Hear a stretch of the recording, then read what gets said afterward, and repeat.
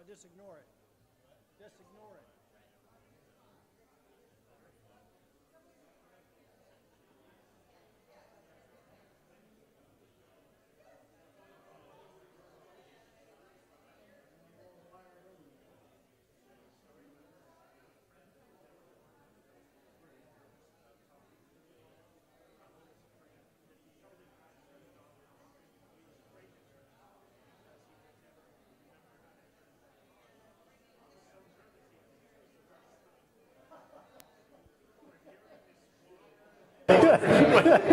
That's a true story. Right, reminder, do not use the restroom for the next.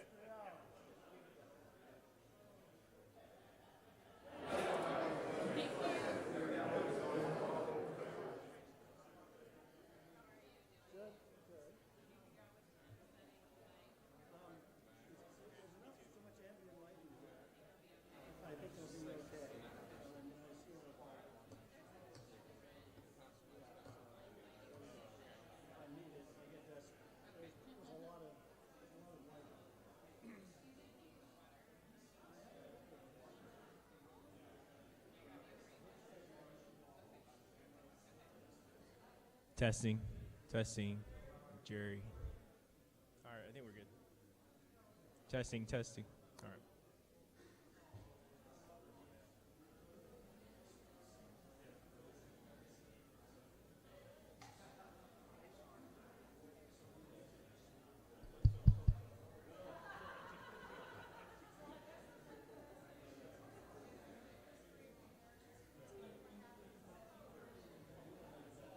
Is there anything you felt like you needed last week?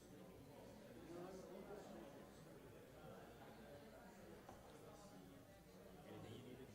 This is for like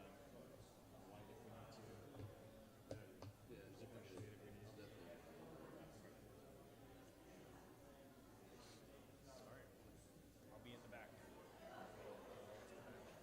All right. Okay.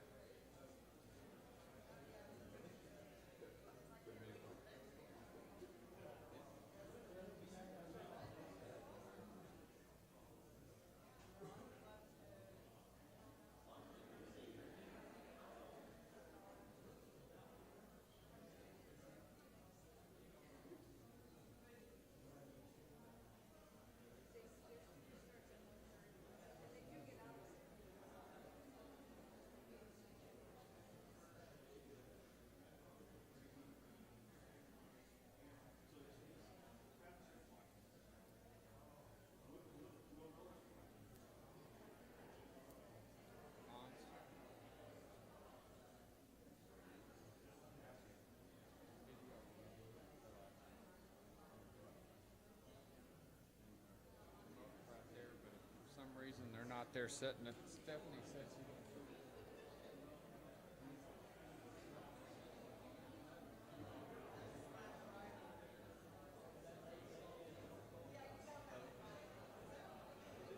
all right.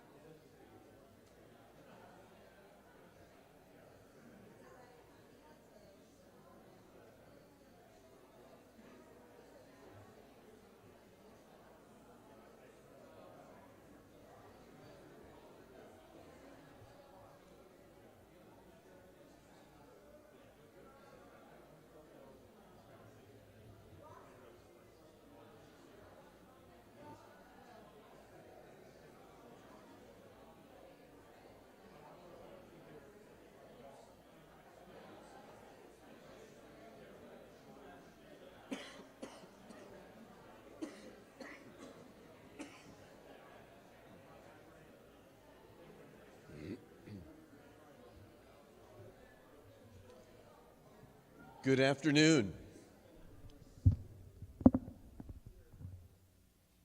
And welcome to the Christopher C. Gibbs College of Architecture at the University of Oklahoma. And thanks to so many of you who have traveled near and far for what is truly a momentous afternoon, a momentous occasion, a celebration of sorts. And we're so thrilled that all of you have decided to choose to share part of your afternoon to be with us. This is a very important foothold in our development and our evolution. We meet in order to understand our past so that we don't repeat it and to discover an even better future. Do not try to remember. This is the dictum that Buskuhl offered as a means to position history in the pursuit of individual creativity and innovation in architecture.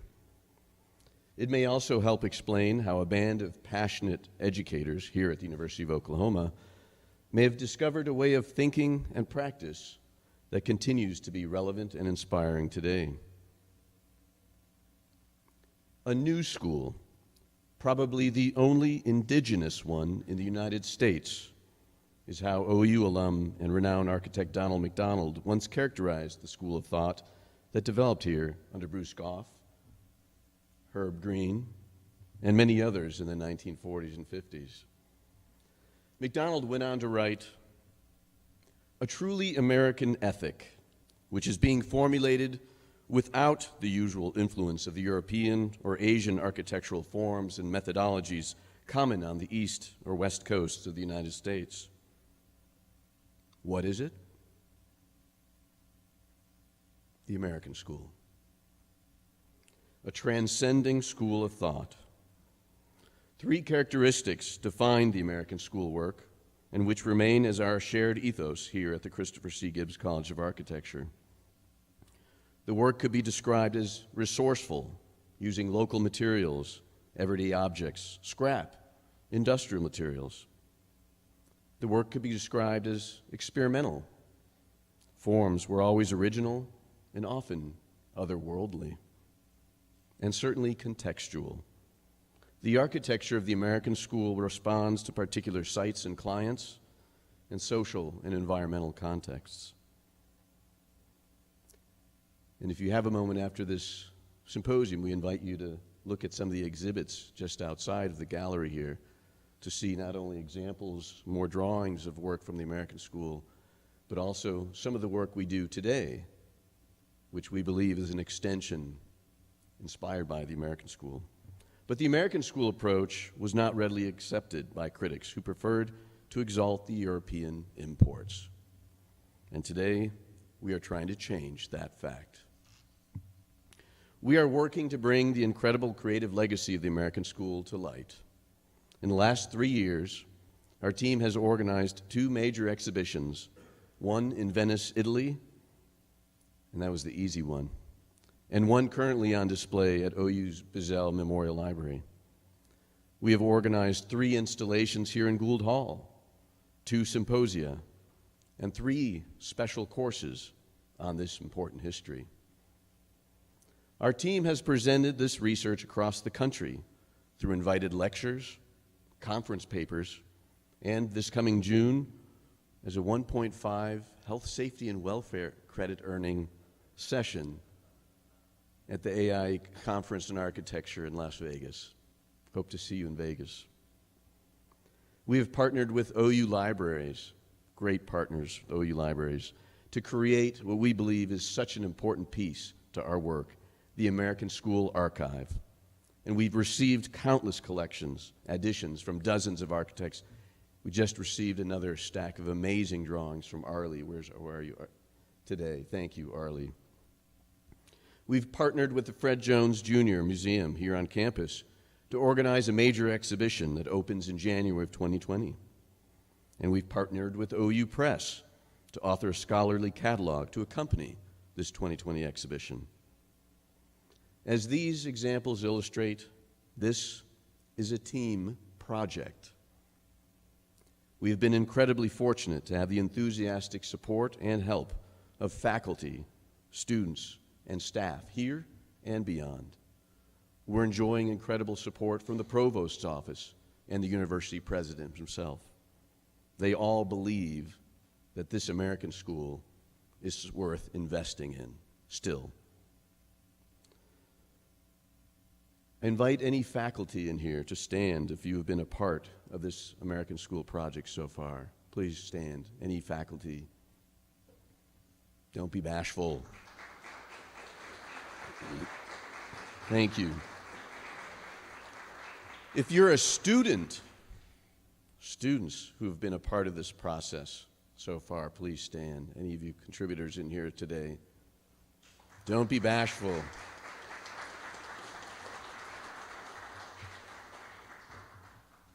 And of course, the backbone of any worthy organization are staff. Staff, please stand if you're here. And if they're not here, it's probably because they're busy running the show outside of this room. We are truly grateful to our staff, Camille Germany and Stephanie Soash particularly. There's so many others out there who are making this happen. No one of us could do this work alone. It takes an incredible range of talent, expertise, skills, and yes, funding to make this work. And we're just getting started. And now I'd like to shift and take a moment to introduce our keynote speaker today, Dr. Christopher Mead. Dr. Mead is a distinguished architectural historian who earned his PhD from the University of Pennsylvania. He is the Dean Emeritus, much smarter than I, of the College of Fine Arts at the University of New Mexico, where he taught for over 30 years. He is one of the most important scholars of modern American architecture today. He served as the president of the Society of Architectural Historians, and he has authored the most important scholarship on the work of Bart, as well as published books and articles on the work of Robert Venturi, Charles Garnier, and Antoine Prédoc, among others. Our forthcoming catalog opens with an essay by Dr. Mead, in which he describes the architects of the American School as renegades. We were so utterly convinced by Dr. Mead's characterization that we renamed the book Renegades, Buskuhl and the American School of Architecture. We're honored to have Dr. Mead here today, and I hope you'll please help me welcome Dr. Christopher Mead.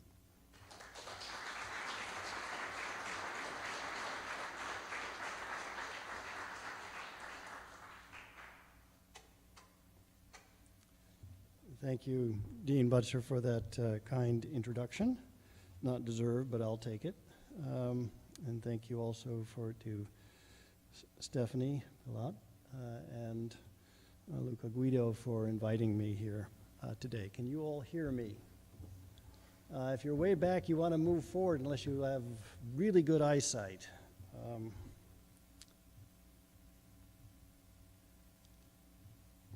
right. When it didn't matter, this worked.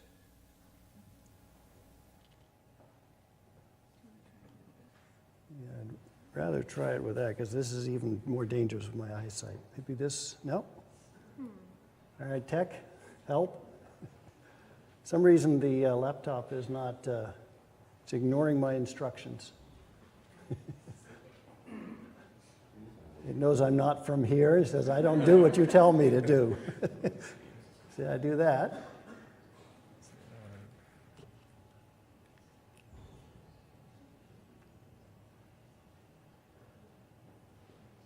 You see, it's not just me.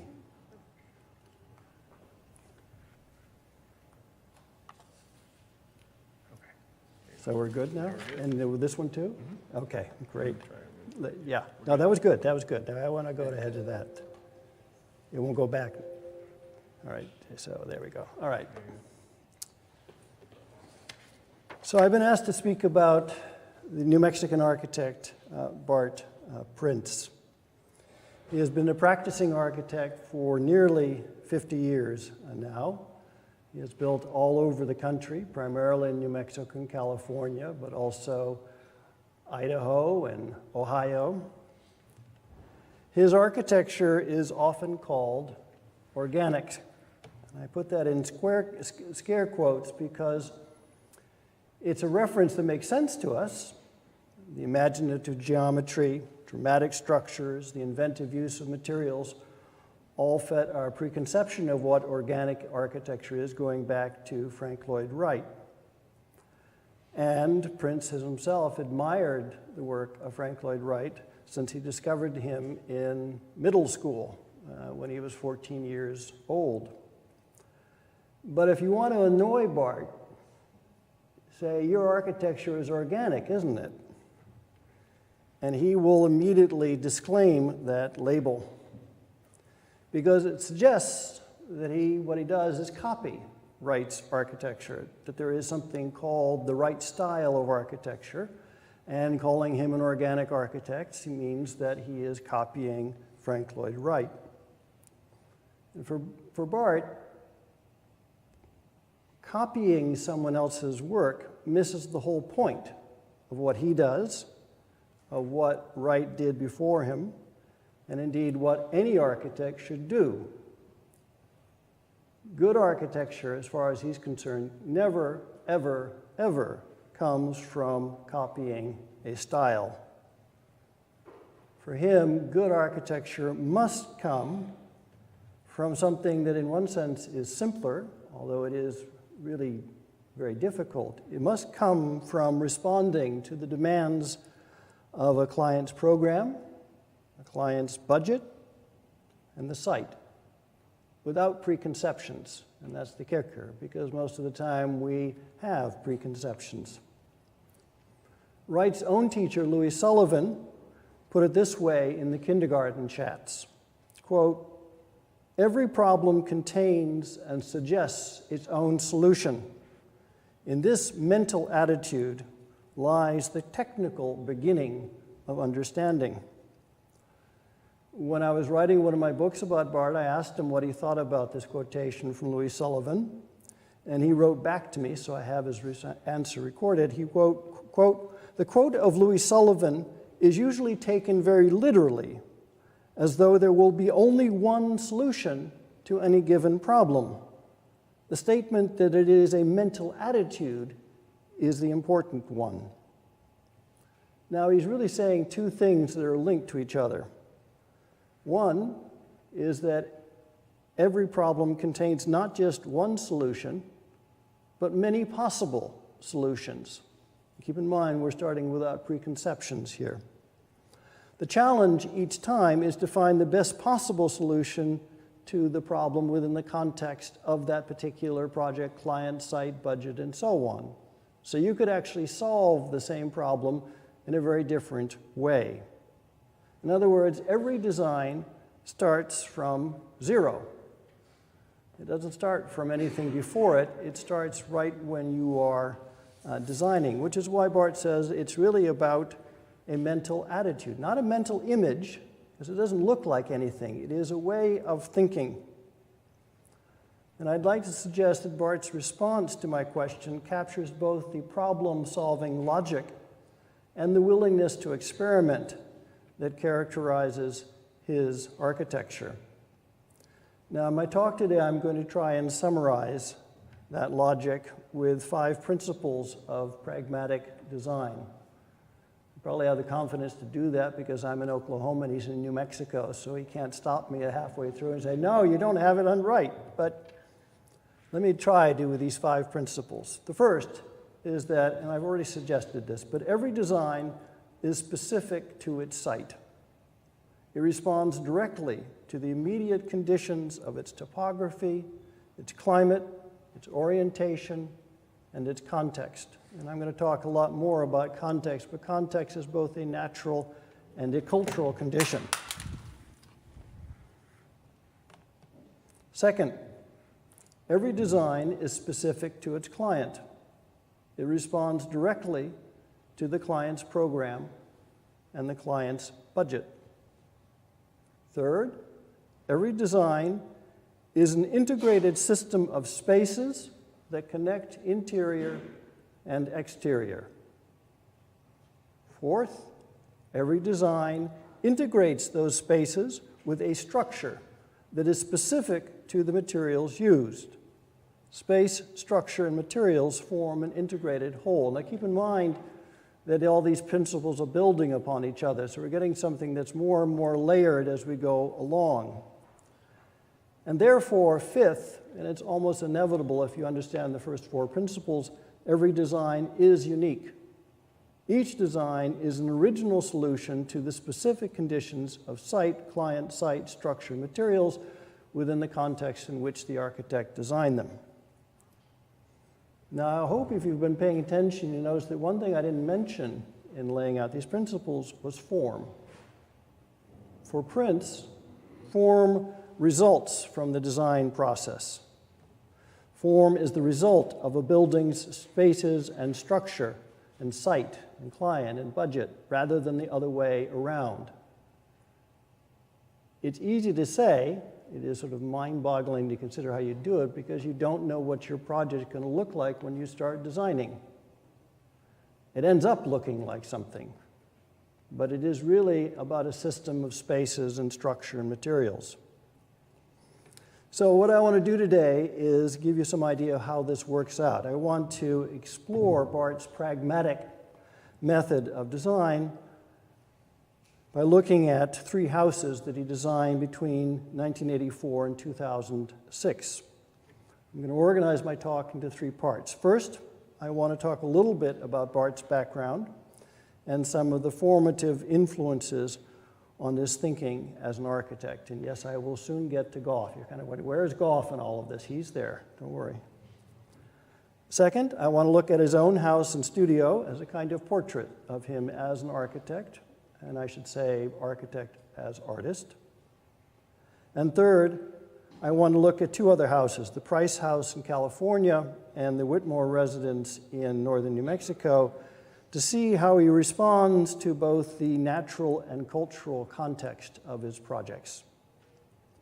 And out of this, I'd like to suggest that he creates a very American architecture, an architecture that is grounded in both the natural and cultural conditions of place that have shaped the American landscape for hundreds of years now. Can everybody hear me? Okay, you can more or less see the slides. Good. Can you still see them? We're going to get some, there's going to be some small ones in here as we go along. It's okay?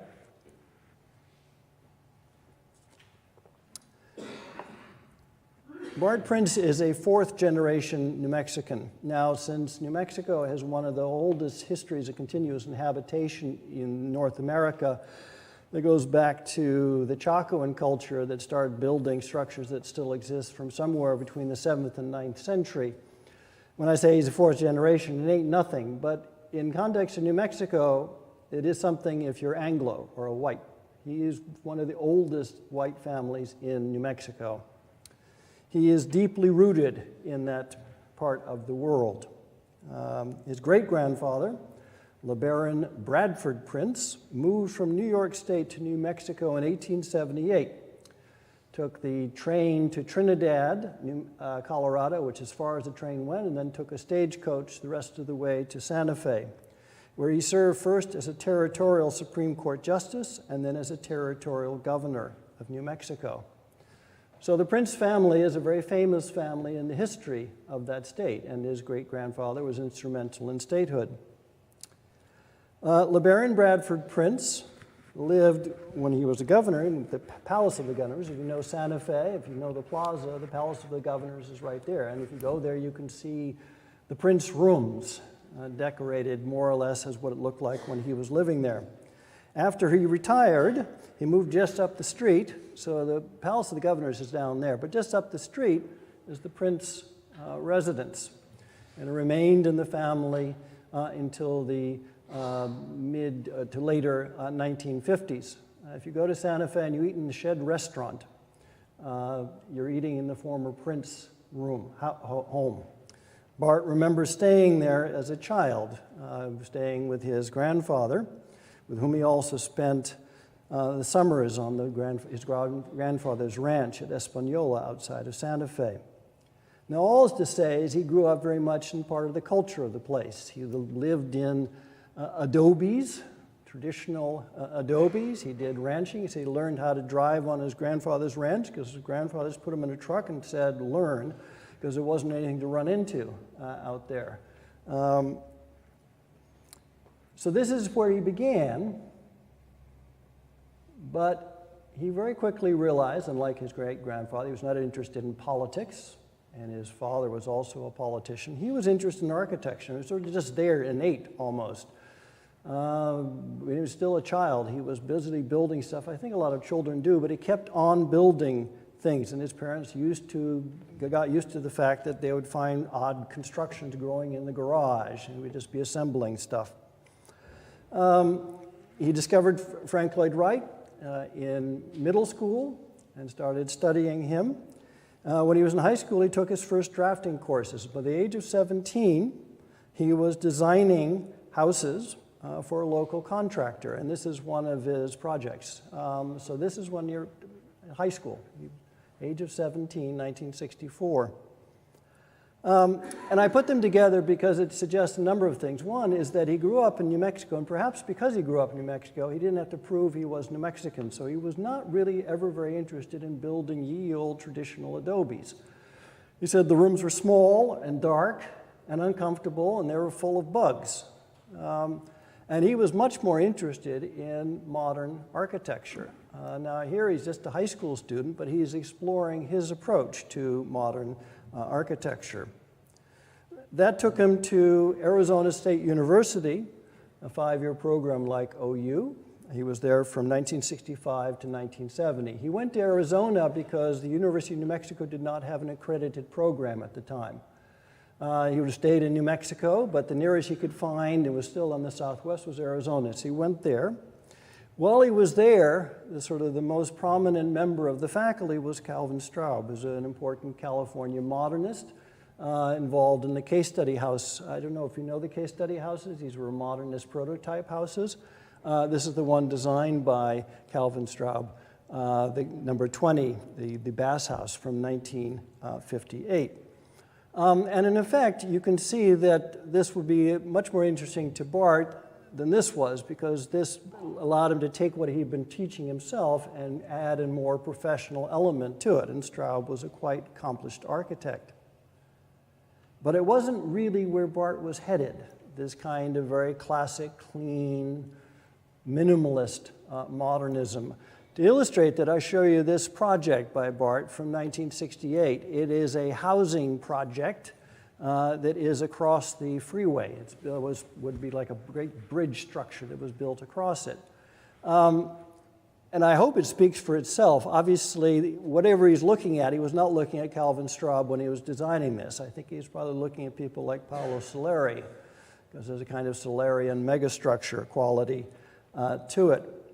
Already he'd pushed beyond the limits of just sort of mainstream orthodox modernism. Already his understanding of structure, form, and space had become more experimental and more radical.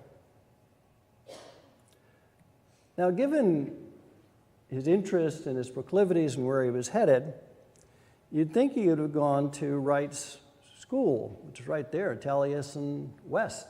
And I once asked him next door in Scottsdale, Bart, why didn't you go to Taliesin? And when I asked Bart this, he said, well, Frank Lloyd Wright is dead, and it didn't seem any point in going. If he'd been alive, he might have thought about it, but Frank Lloyd Wright died in 1959, a few years before he went to school. He immediately went on to point out that, however, he did have, in one of the attractions of Arizona, there was a lot of Frank Lloyd Wright architecture lying around. And that was just as good as the person himself, because he could go and study all of Frank Lloyd Wright's buildings. Here we have, looking down here at Taliesin West, he's climbed up. These are Bart's slides from 1969. This is his Plymouth Valiant with the Boomer House in the background. He was caught by the connection between the roof profile and the side window of his car at that time. And so he was busily, spent a lot of his time out there just going and studying Wright's architecture. And he liked to quote Wright, saying, when a man builds, then you have him. And so he didn't need Frank Lloyd Wright in person, because Frank Lloyd Wright was there in his buildings. And then in 1968, Bruce Goff came to give a guest lecture at ASU. Now, like many people, Bart, even given his interest, didn't know anything about Goff. Who's this? So he was just curious, went to the lecture, and he was blown away. He was absolutely astounded. He'd never seen a living person who could design the way Goff did. And it was suddenly like something clicked in his head. Here was the person he was looking for. He was searching, searching, searching, and here was that person. And it was nicely, conveniently for Bart, reciprocated. After the talk, they were showing Goff around the school, and they had students' works up on the wall, and conveniently enough, and I don't think this is an exaggeration, I think it's actually true, Goff stopped at Bart's work and said, I want to see the young man who designed this. And so Bart got to meet Goff, and Goff, being a great talker, they ended up talking all night. And by the end of that, Bart was convinced. And so immediately, it's a 5-year program, but he'd gone through it so quickly, he basically finished all of his coursework in 4 years. So he was a free man, and he started interning for Goff. Went down that summer and kept on interning. Came back occasionally to finish up his graduation requirements. But basically, from that point onward, he went into the second phase of his education, which was studying with Bruce Goff. After he graduated in 1970, he went to work with Goff, and he continued to partner with him for the next 22 years until Goff's death in 1982. Bart opened his own office in 1973 and became a licensed architect in the state of New Mexico in the following year.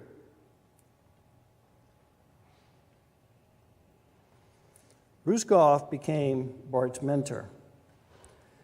And he did it for, again, one of these things that's deceptively simple. It's easy to say, it's harder to do, and that is Goff simply encouraged Bart to solve design problems in imaginative ways that weren't afraid to buck convention, and Goff wasn't going to tell him how to solve those problems. He was interested in how Bart was going to solve that. And he never met somebody who was actually willing to let him figure out how to solve it. He was used to people saying, well, this is how you're supposed to do it. Now I'm showing you the Bavinger House, the late lamented Bavinger House, with one of Herb Greene's beautiful delineations of it on the left. And I'm using it merely as, well, probably get myself into trouble given the experts in the audience here, but as a way quickly to kind of summarize the things that Bart learned from Goff. Because in a sense, for me, the Bavinger House is certainly one of the 10 most important buildings of the 20th century. It is absolutely extraordinarily brilliant work of architecture. And it's exactly the kind of thing that an imaginative architect like Bart would see and never look back again. What matters for today is if I say that it's shaped by a non-orthogonal geometry, a logarithmic spiral, that simply climbs out of the site. It was in a ravine, and it sort of emerges out of the ravine and just goes continuously until it reaches the sky. Built with local stone, quarried from the site, that is then filled in here and there with chunks of glass cullet. And again, simple, but quite brilliant, because what you've done is put together opposites: glass cullet, industrial slag, and then local quarried stone. So the near and the far, the sort of both extremes of what the world was like at that time, brought together in these walls. And a roof suspended from a central steel mast by cable stays from a World War II biplane. Now, who would have thought a biplane would have been useful to hold up a roof? And all of this working together in a beautiful symphony of integrated structure. Now inside, we have, continuing that metaphor, the kind of this grounded form but also floating, the suspended ceiling. Inside there were these pods, entertainment and sleeping pods, that were suspended from the ceiling in that single continuous spiraling space. In here, for at least me, we see the real genius of Goff's design. Because by basing the design on a spiral, he built a house with a single wall. And again, what? But if you ask how many walls does it take to build a house, well, you got one here, you got one there, you got one there, you got one there, you got a whole bunch of walls. There is one wall here. And how often do you can stand, well, it's the same wall, but it's on either side of you. And you can get your mind around that, then you're starting to get your mind around that mental attitude that Bart found in Gough. To make a space out of one structural form, a single wall that encloses space as it turns inward on itself. Now the result is what Gough called the architecture of the continuous present, borrowing a phrase from the very famous American writer Gertrude Stein, who coined it to describe her own writing. She said, "I'd made almost 1,000 pages of the continuous present." And what she meant is when she was writing, she was always writing now. And all of her experience was brought to bear now, again and again and again. Now, Gough took that idea and he elaborated it into architecture, because it identifies an architecture where our sense of space and time start over and over again with each present moment. To put it another way, wherever you are in the house, you're in the center of the house. Any part of it is the center of the house. You aren't at the front or the back of the house. Front and back of the house lose their meanings in a place like this. You are always in it, and it is always around you. Right? And the experience of that is continuous. You don't go from here to here because they are related by a continuum. Works like the Bavinger House taught Bart three fundamental things, or really encouraged him in three fundamental ways. One, that it was very possible to use the most mundane, common materials in profoundly original ways. Architects, as humans, like to fetishize things. They think, well, it'll be a good design if I use a very fancy material. It can be, but you don't need Carrara marble to do good architecture. You can do it with glass cullet. Second, it taught him to make an architecture that was spatially continuous, in which there was not a pause from one room to another. This house is one room. And it taught him how to create an architecture of interior landscapes. We go inside this, and yet the weird thing about the inside, we're still outside. It's really no different. And you don't feel like you're hemmed in and enclosed. You have the whole breadth of a landscape inside the house. Okay. Now, of course, behind Gough stood the towering example of Frank Lloyd Wright. When Gough explained the Bavinger House as an example of continuous present, he made reference to Wright's Taliesin West, which I'm showing you in an aerial view and then two detailed views here. And he said that Wright's Taliesin West is also a work of the continuous present. And what he meant is this was a work that you could enter at any point, and wherever you went into it, it would unfold logically. That unlike a usual building which has a front and a back and an inside, or a normal composition of beginning and middle and end, this began wherever you went into it. Now, of course, yes, technically that's the front door, but you can go in here, you can go in there. Everywhere you are, it orients you to where you want to use it, how you want to use it. So it begins over and over again. It unfolds from wherever you are in that continuum of space and time.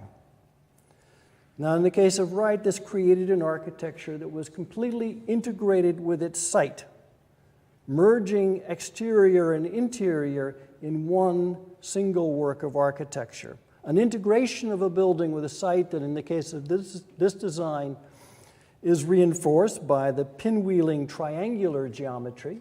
And here you get an important lesson. So we have two examples of the continuous architecture, one based on a logarithmic spiral, the other on a triangle. The particular geometry doesn't matter because it doesn't start with form. That's merely a tool that you're going to use. The pinwheeling triangular geometry and structural materials. Now in this case, the redwood boards and especially the desert masonry, as he calls it, in which he pulled up pieces of sandstone and put them in board-formed walls.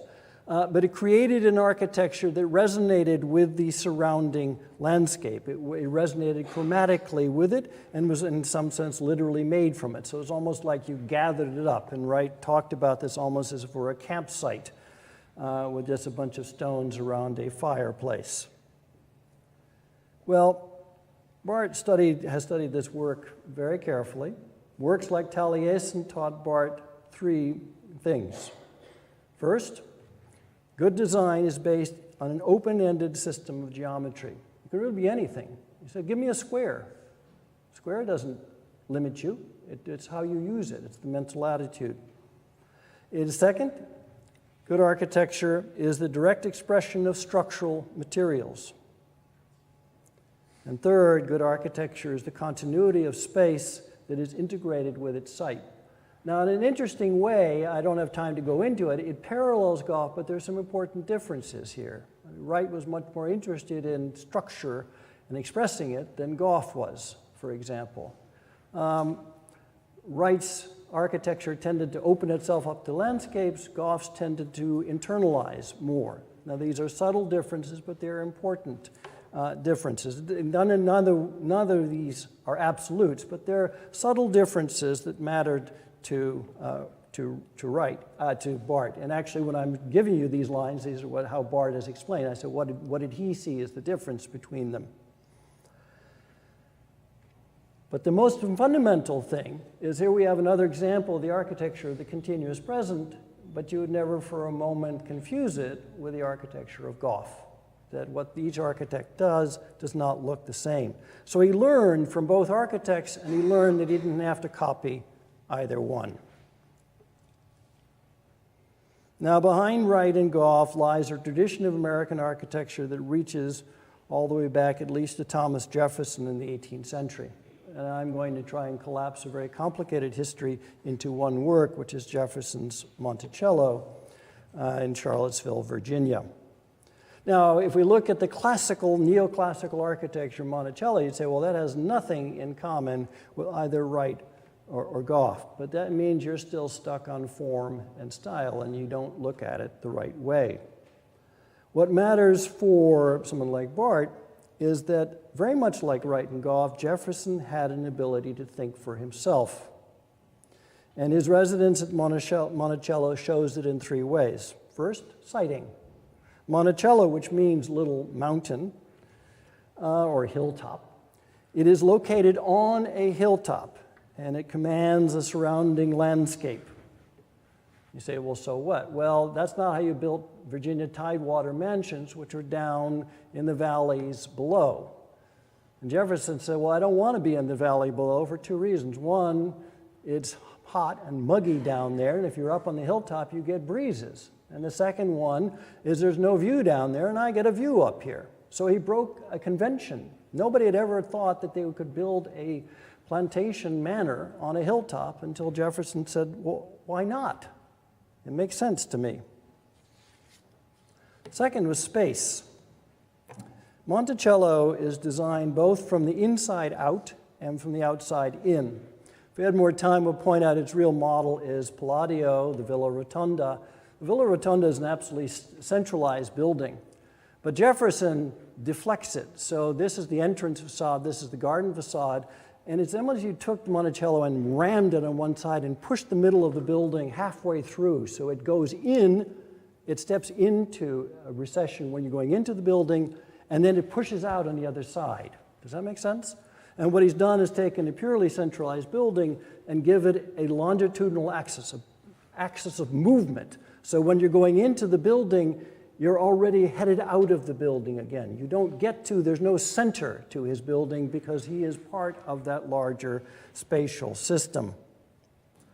So the building extends out into the site, but not just by the building itself. It has these arms, these terraces that end in little pavilions. You can almost, they're sort of there and there.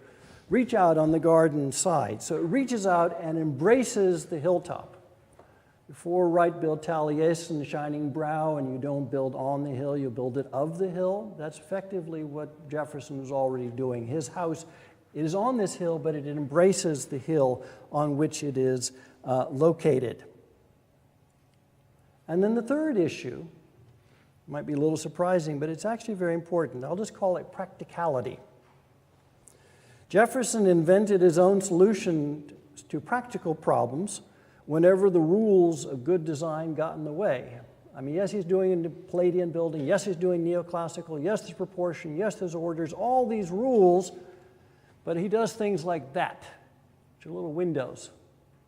Now, those are where there should be a metope and a triglyph, a metope and a Doric order system. And he's put windows there because what actually looks like to be on the garden facade a single story is 1, 2, 3 stories. And you need windows on all floors, and those are windows in the upstairs rooms. And he simply put them in. And again, maybe less extraordinary to us, but for people who knew the rules of design, you can't put windows in a metope. And he said, well, why not? I need them. Or these little latticework gazebos that he's tucked into the corners, which violate the purity of the form of the building, but they gave him nice places he could sit in the summer. Latticework, he's protected from prying eyes. He was a former president. People were poking around all the time. He could be out of doors where it was cooler, but people couldn't see him. And again, the practical took dominance over the purely formal. Or those terraces, because what's on the other side of those terraces are the kitchens, the stables, the workshops, and indeed originally down here the slave quarters. This was a slave plantation. There were a lot of stuff going on. You don't want them far away, you want them right there because it meant there's a continuous circulation system that connected to the main house. So all that going in back and forth that it took to maintain the lifestyle here was right there at hand, but it was effectively invisible from the garden. So you could see one building from different ways depending on how you're using it. Well, this is the start of the kind of thinking that is then extended by Wright and Goff and Bart. How badly am I behind time now? Okay. So with that, let me turn to Bart himself, and I'm going to start with his own residence and studio. I don't know if you can make out this aerial view. It's showing you the arrow points out to the house itself. We're looking at it from the street. It is on a large main street, a very heavily trafficked street. You can see it's 4 lanes wide. It's fairly busy and noisy. And then a smaller secondary street. The site itself is here, and you can see it's a kind of regular trapezoidal shape. This part of Albuquerque was first developed in the 1920s. It was a direct response to the automobile. It was outside of town, but the automobile made it newly accessible, and it was fully developed right after the Second World War. Fully developed with one exception. There was one empty lot, which was this one. And the reason why is this was a kind of leftover parcel.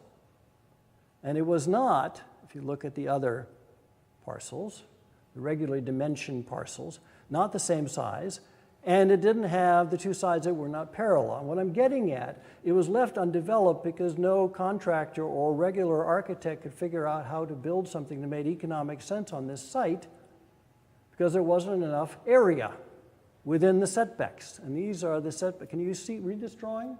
So here's the lot, but here is the buildable area within it. And you could build maybe a 1.5 bedroom house or something like that. Well, that didn't make any sense to anybody. So until Bart came along, he said, well, that's not a problem. That's an interesting challenge.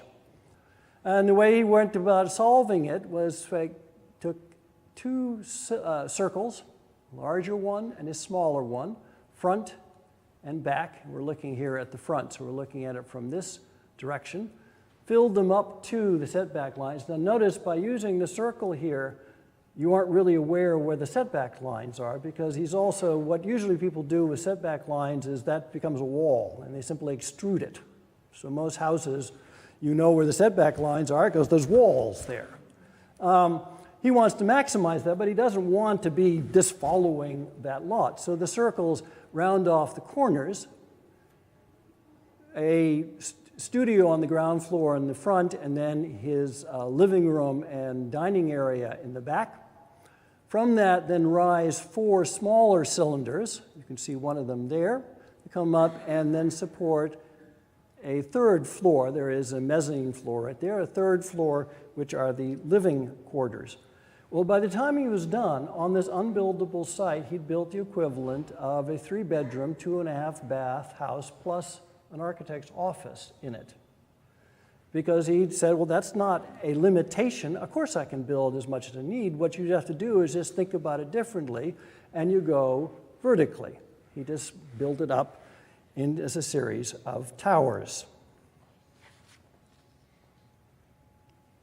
The geometry of the circle.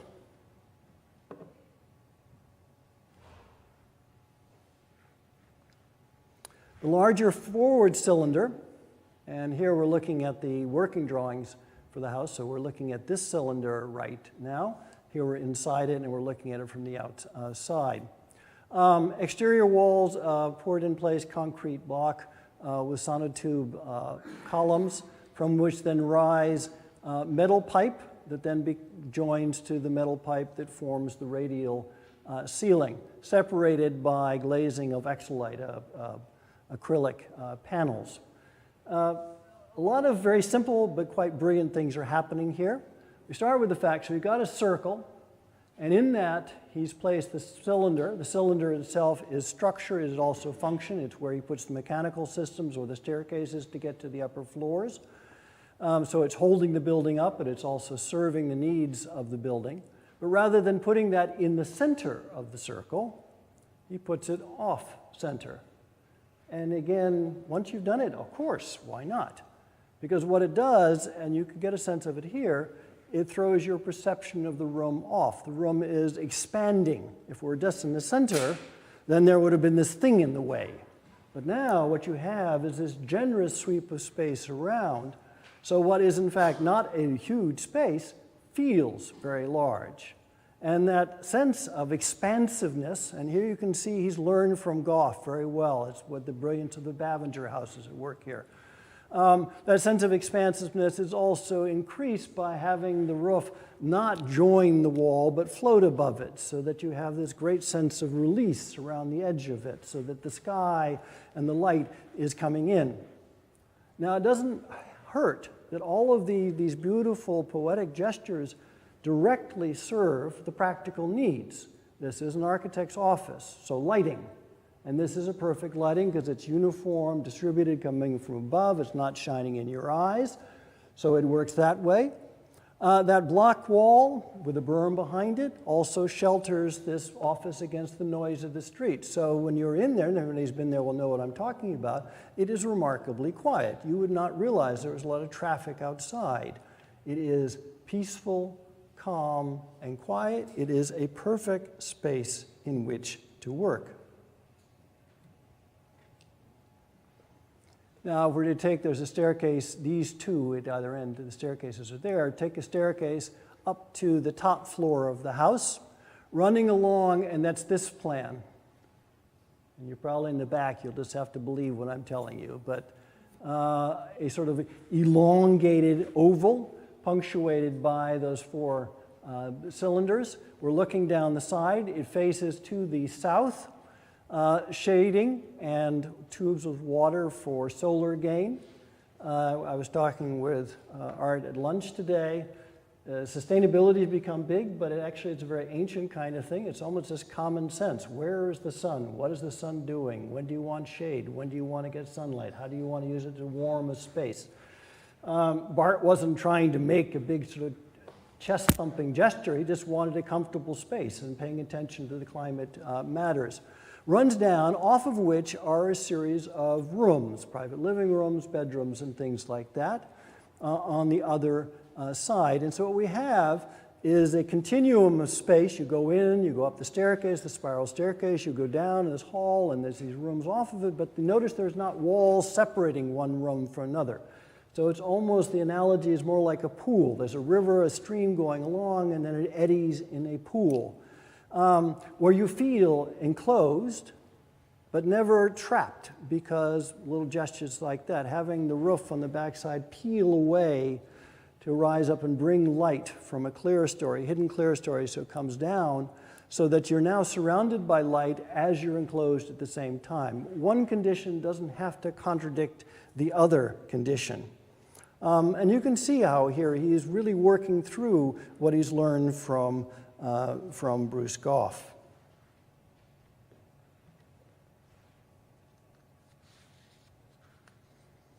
Now there's another aspect, again self-evident, but I'll point it out. And that is the Bart Prince residence and studio is where he lives, but also where he works. In other words, he does not go to work, he lives at work. And he does not go home from work because he lives at work.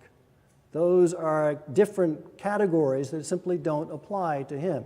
He likes it if he gets an idea in the middle of the night, he just tumbles out of bed and goes down to his office and starts drawing something. He doesn't have to get into a car and go anywhere. Now, of course, there's an august tradition, and I just give you the example of Frank Lloyd Wright. The Oak Park Home and Studio, we're looking at the office wing. This is Taliesin, this is the studio wing, Taliesin East, and this is Taliesin West, and there was Frank Lloyd Wright's office. Wright always integrated those things because he, very much like Bart, and thought that they were not separate parts of life, but one continuous experience of life. You don't divide, this isn't your job, and then this is your life. Your life is what you do. It is your work. And so therefore, the studio is a natural part of the architecture of his house. It doesn't look like something that's separate. Its very expression shows you how integrated it is in his life.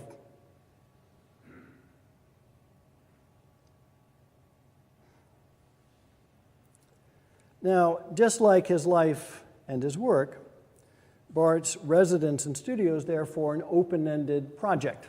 Just as design starts all over again every time he gets a new client and a new project, so he treats his own residence and studio as something that is open-ended. And I have to emphasize this because one good way to annoy him is to confuse what he does with an architect like Frank Gehry. And he will look like he's sucked on a sour lemon and says, no, I don't do sculptural objects, I do spaces. And the point is, they look at Bart's work and it looks so sculptural that they think, oh, you can't possibly add on to it. And Bart delights in adding on to the things that you can't add on to because he doesn't think about it that way. That includes, for example, this, which is his library tower, which was added in 1990. So it's right there in this view. He built the house, and keep in mind we have this very compact site, but he's also an avid book collector. He has probably one of the best libraries of organic architecture, and anybody involved with that in the United States. It's absolutely astounding. So he wanted a tower. He also wanted that tower to be fireproof because a library takes a long time to collect. It's hard to say. You can burn a house down and rebuild it, but if you burn your library down, it's almost impossible to rebuild again. So he wanted something that he could add to it it actually has 1, 2, 3 floors on it, so enough space for all of his books that was fireproof. And it fit with what was existing there. And the solution was very simple. Concrete block, which he has grouted solid. In other words, he's treated the concrete block like formwork, so he doesn't add formwork. He builds the walls and fills it in with concrete and rebar, so it becomes one solid cast concrete structure when he's done. It is fireproof.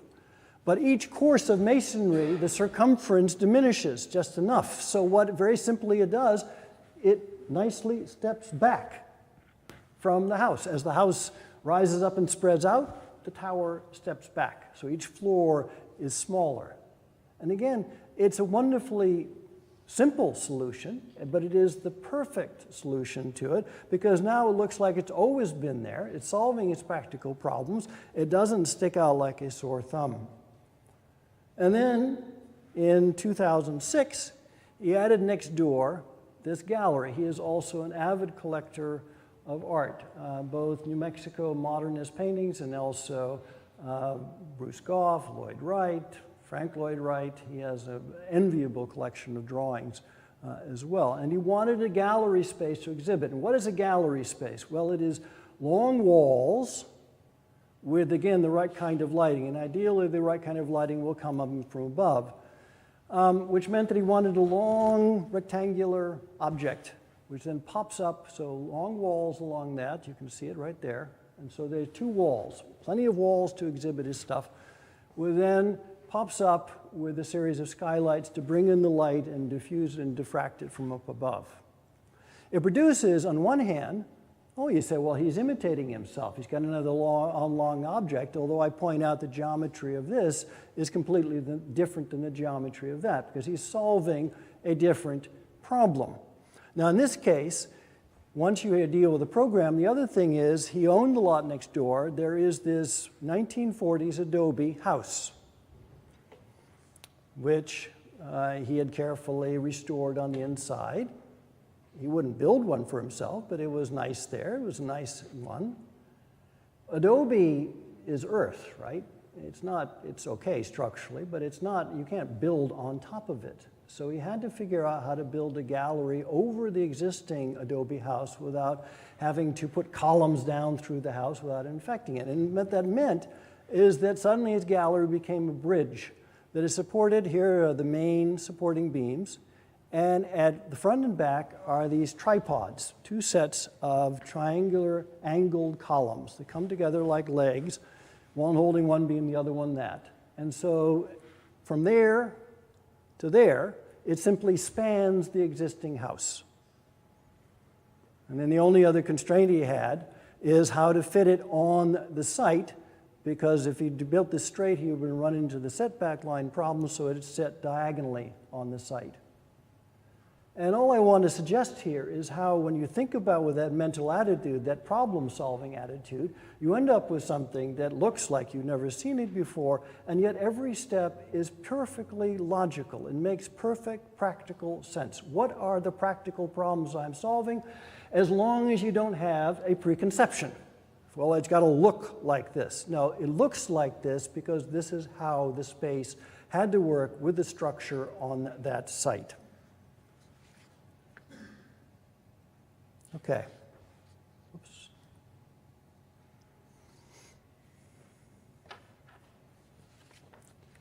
So now I want to look at two houses of Bart working not for himself as his client, but for two actual clients. I want to look first at the Price House in California, which you see here, and then the Whitmore residence in New Mexico, to show how architecture responds to both the natural and cultural conditions of its place.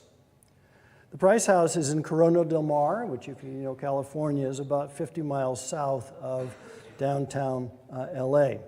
The site is located directly on the Pacific coast. Now, I haven't pointed out to you, you have to look for a while to figure where out the house, because it fits into its site. It's here. And in this aerial view, it is there.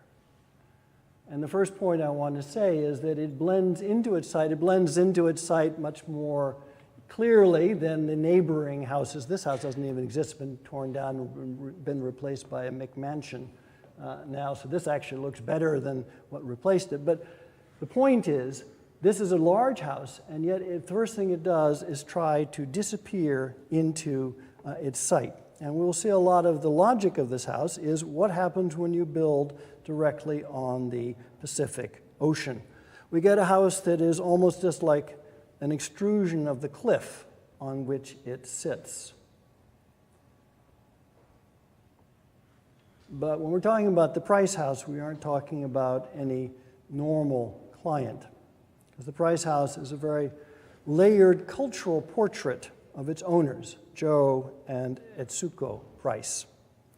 And there are two sides to this. One is the price side, because this is the same Joe Price everybody here, I assume, knows very well.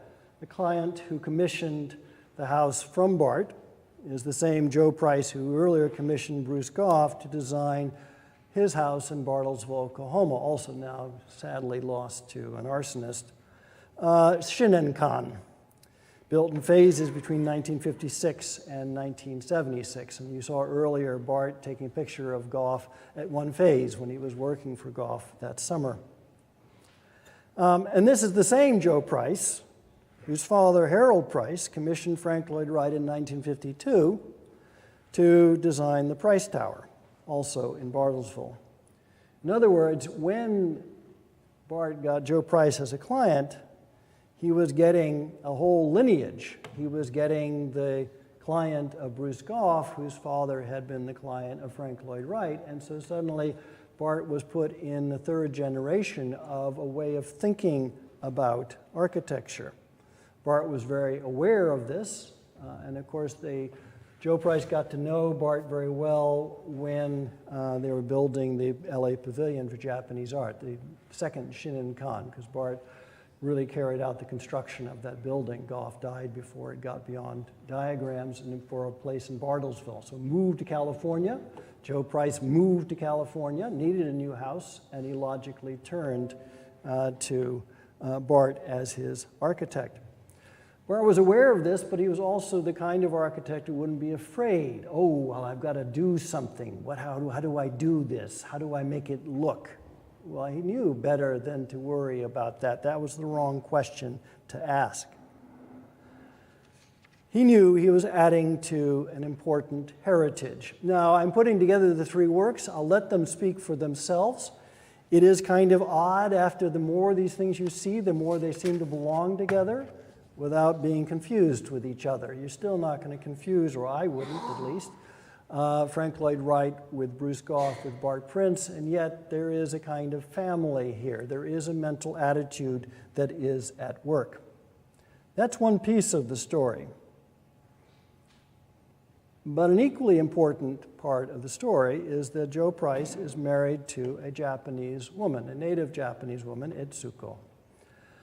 This is because, among other things, Joe Price is one of the most important collectors of Japanese art in the United States. And the whole reason why he commissioned the Shinnenkon was a place to house part of his collection.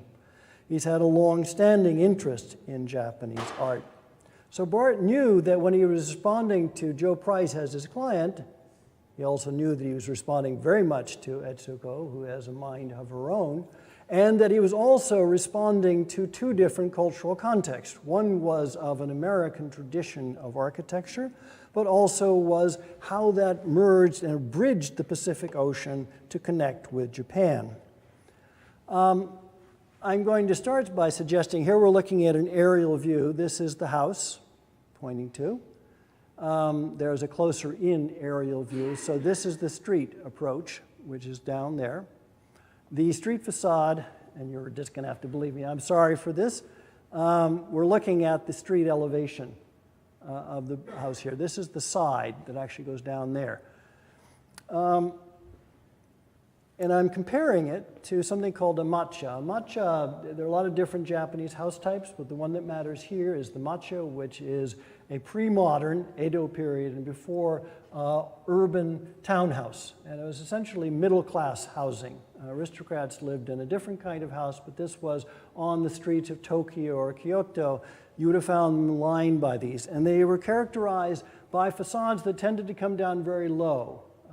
Essentially one story, the little sort of attic story above it, very low. Behind that, and you'll have to believe me, they then go back. They're very deep. They were sort of low and narrow in front, but they go back very deep, and they'd have gardens and so on behind them. And again, sorry if you could see this, the way Bart has treated the roof, it pulls down over the house, so it actually conceals the size of the interior spaces. So it pulls down, and what you get in the front there is the garage. And it's very sort of quiet and inobtrusive. It does not rise up monumentally. It pulls down. And what that does is shelter behind that two parts to the house. There's this part that wraps around, And then there are these 3 pods, and I'm going to talk more about these 3 pods in a moment. These traditional Japanese houses were organized spatially into 2 parts. The front part of the building, which we're looking at here, was the more public part. It would address the street, and is where these were for merchants or craftsmen. It was usually where the shop would be. So as a point, you could go from the street into, but you'd only go through the front part. Behind that, there was a very distinct division between the rest of the house, which was private. And given the gendered roles, the front public part was the male zone, the back part was the female zone. The actual house itself belonged to the woman. But they were always organized in those 2 parts. And Bart has taken not only the gesture of having this house pull itself down on the street, but organized it into these 2 parts, because this is, from the garage, it wraps around. These are the private domestic spaces of the house, and these are Joe Price's offices and quarters. And so when you go there, when you went there most of the time, you would not be invited into here. You went into here. You went into the public zone. And Joe Price was very clear about that and said, I don't go into the other part without Etsuko's permission. That's her part of the house. Now, I'm making this point because, of course, it doesn't mean that what Bart is doing looks like a Japanese pre-modern townhouse. It doesn't look like a matcha at all. But it has a spatial logic that resonates with that. This is how the mental attitude works. And that that attitude is very important because he has to answer to clients who are very well aware of these social traditions and how you divide a house spatially.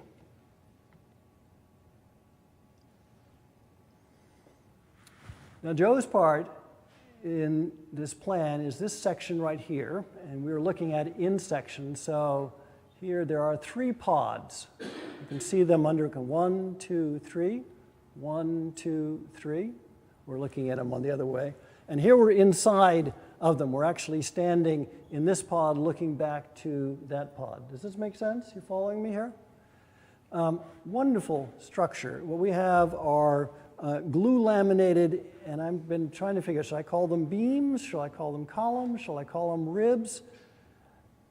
It doesn't really matter because they're really one continuous structural form.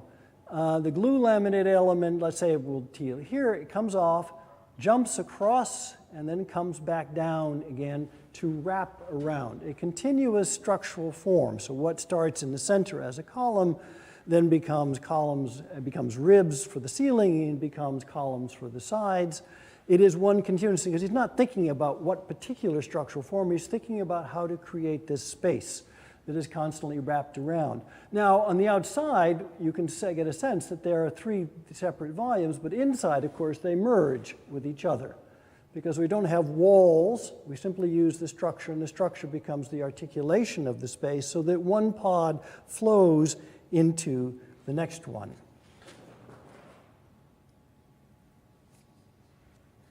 Now, there are a lot of things going on here. Here we're standing in the courtyard, so we're looking up at 2 of the pods. You can see the column that rises up, and then it comes around to embrace it, and then you simply sheathe it with standing seam copper above, and then tongue and groove boards below that, over this free-form swimming pool. Now, a lot of images are calling to mind here. Do not take my images literally. The wonderful thing about poetic architecture, just when you're writing poetry, you can bring your metaphors to it. The metaphors are perfectly legitimate, but don't say, well, that's what he was trying to illustrate, all right? But it opens up a place. So, in one hand, and keep in mind, when you're standing here, you hear the beach below, you hear the Pacific Ocean crashing on the score, you have the quality of light and air from being in the ocean, and here you are in this watery environment. And so it's just like he's just brought the Pacific Ocean right into the house. You left it behind, and yet you brought it with you at the same time. But in doing that, he's not only making a reference to the natural conditions of the place, but also continuing the cultural references that he has to make. This idea of a series of pavilions, because these pods are each a separate pavilion, that are associated with a body of water is very Japanese. If we aren't talking about townhouses, we were talking about the aristocratic residences that tended to be villas in gardens, the most famous of which is Katsurarikyu in Kyoto from the 17th century, in which around a pond were a series of tea pavilions. And we're actually in one of the pavilions looking across at another pavilion. And what Bart quite brilliantly has done here, again, without copying anything, without doing anything literally, but he's created the same effect, that you have the feeling that you are in one of these Japanese gardens with a series of pavilions that are dotted across this landscape. And it's not simply that idea, but what character, I don't know, you would have to, it's a little washed out up there, but Japanese architecture, particularly of these tea houses, the structure is all exposed. So you can see the structure of the roof there. You can see exactly how it's put together. And that aesthetic is carried through here, so that it is Japanese not only in the kind of siding, but it is also Japanese in the sensibility of a wooden material that is open and directly expressed, even as it is transformed and updated for new building technologies and new materials that weren't available in the 17th century.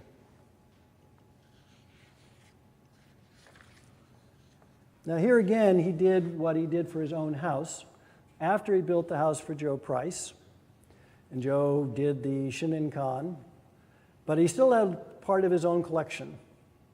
And he needed a space. He had exhibited his work in his original Shinnin-kan in Bartlesville, and he wanted a space. So he commissioned Bart to do a phase 2 in 94 to 96 to add a gallery and storage place, a place to store and to exhibit his works of Japanese art. Nicely enough, that commission was twinned with, at the same time, Joe Price asked the very famous Japanese architect Kisho Kurokawa to design a traditional Japanese tea room that would be off of the gallery. So Bart had to incorporate that. And if you think I'm making up all the Japanese stuff, I hope this silences you, because you can't get more Japanese than Kisho Kurokawa designing your tea room in your house. Bart's doing, however, another addition. Now you'll notice right away he's gone from the language of wood that characterized the original house. Now we have cast-in-place concrete. First of all, practical considerations. This is a gallery. It has to be a fireproof vault. Wood has a tendency to burn, so therefore Bart knew that he had to switch materials. He had to go from wood to concrete. He had to make it fit into the house. And what he did, and you can sort of see it discontinues right, the tea house is back there. It's almost like he sort of slid it underneath the wooden house.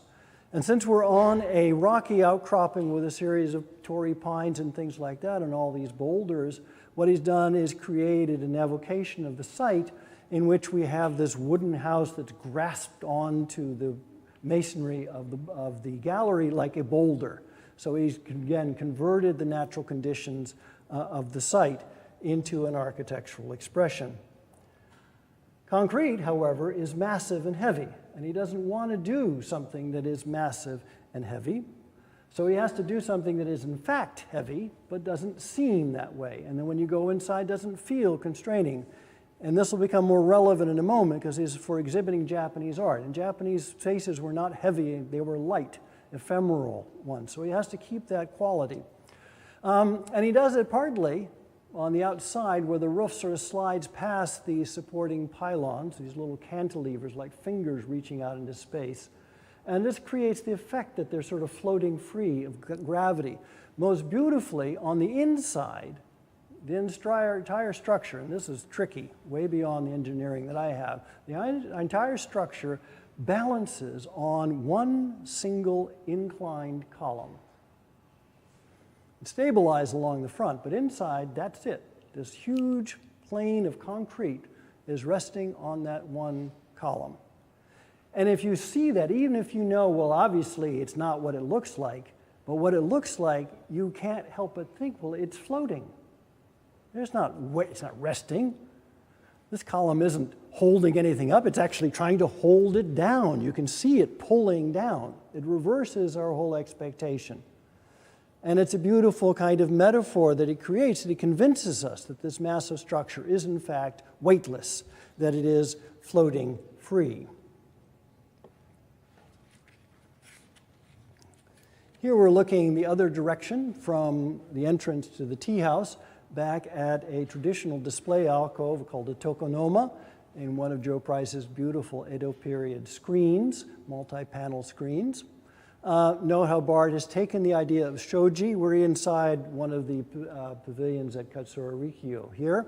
The traditional shoji, the rice paper, create this beautiful, warm, kind of translucent light. Bart's picked up on that, although this is fireproof cowl wall in this case. Keep in mind this is a gallery space. He changes the geometry, so he managed to evoke the quality of a Japanese traditional shoji screen without actually copying it.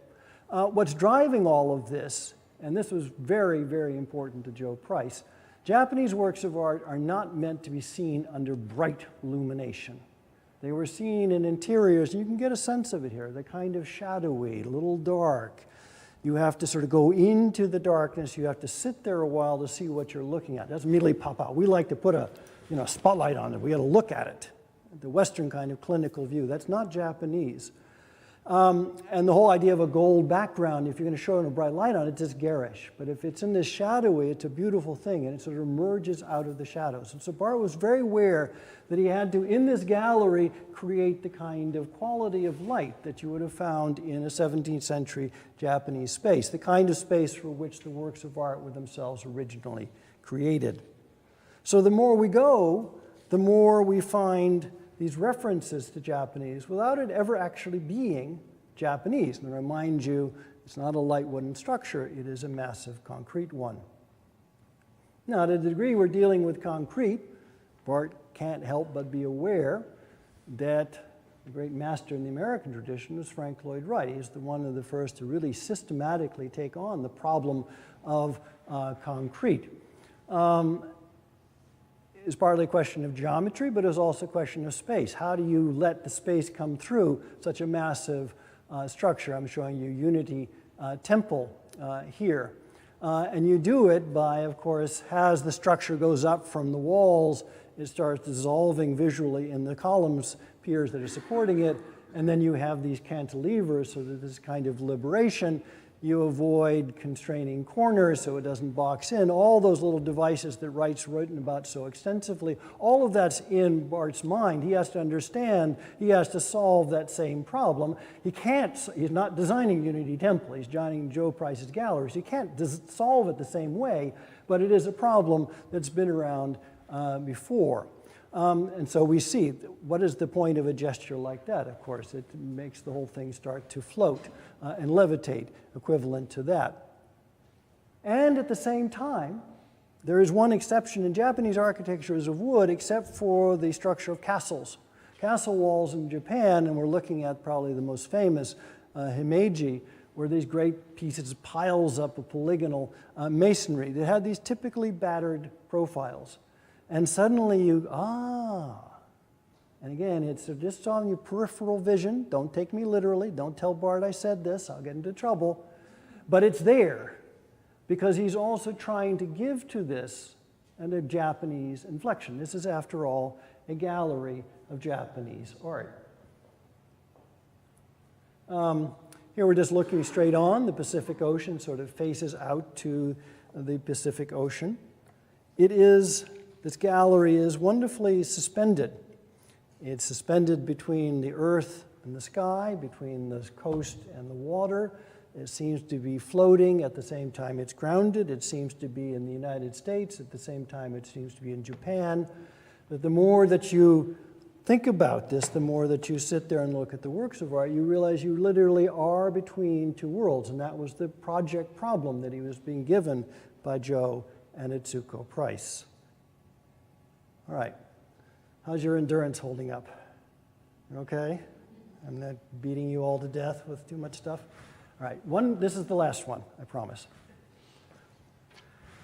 I want to go from California to New Mexico.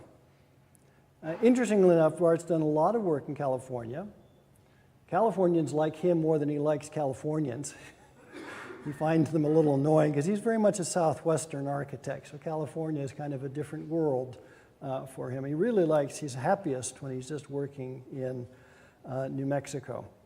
The Whitmore residence which you're looking at here, was built in 2002-2003, a place called Glorieta, which is a little bit north of Santa Fe. I'm going to talk more about Glorieta in a moment. It was built for a psychologist who closed her practice and sold her house in Santa Fe to retire in this valley of red sandstone and green pinon trees. Jane Whitmore, who actually has an interest in Japan as well, she speaks Japanese, so you keep running into these things when you least expect them. She asked for a lot of things, but there were two primary things she asked Bart to consider. One, she wanted a house that worked with the site. She started with the site, it's what she loved about it, and she wanted a house that when she was done, she felt like the site was still there, the complete site, that it hadn't lost anything. And she wanted a house that was responsive to the climate. Now, in New Mexico, that means two particular things, and New Mexicans have known this since the day of the Chacoans. Sun, we have a very strong sun. We're at high elevation. This is about 7,000 feet, so it'll blister you pretty quickly. It's a strong sun. But there's also, because it's high elevation, cold winters, and particularly when the winds come through from the west. She wanted a house that worked with the sun, but also a house that was comfortable in the winter and protected the house against the winter winds which come from the west. South is here, north is there, west is that direction, and east is over there. So what you got was a house that opens to the southeast with a courtyard, while closing itself off to the west with great walls. I'm not going to bring in Chaco Canyon, but if you don't know what it looks like, go look at them. They all tend to have these great walls at the back, and then they open with courtyards. He's doing an idea that's been around a long time. You don't copy Chaco, you just recognize the logic of the climate in the place that you're building. So he creates something that has great walls on one side, then opens up with this sun court in the other direction. And out of that, he gets a house that is two colliding triangular wedges, a shorter and narrower one, and then a larger one. And the collision between them helps to create this courtyard. Two wedges of space.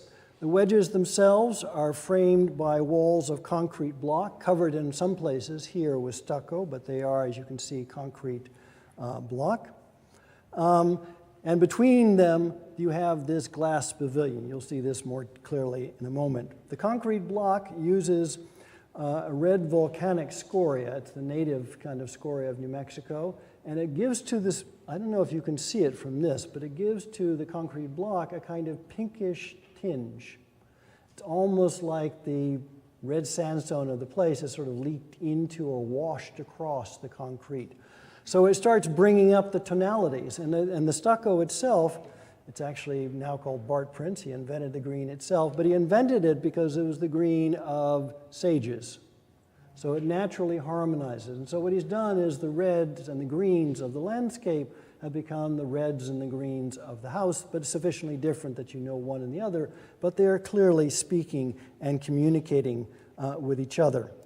And combined with the wedges, the first image I had is like he's simply taken the site and pulled it and piled it up into this house. He's simply taken pieces of the site and arranged it quickly, almost as Wright seems to have done with Taliesin West, as a place that you could camp out in this canyon. All right, here we see it in plan. So this is the courtyard. There is one wedge. There is the other wedge. In between is the glass pavilion. We'll get to that in a moment. In these two views, we're actually looking in this section. And what we have is they are parallel walls that form circulation corridors that have between them these interior spaces. And they can be, as you see right here, a little pocket garden. So that you go into the house, and as you can see here, you can't see the surrounding landscape, and yet you're still out in the landscape. This is both a very Gothian idea, it's also a very Japanese idea. They're called suboniwas, these little pocket gardens that you'd find in traditional Japanese houses.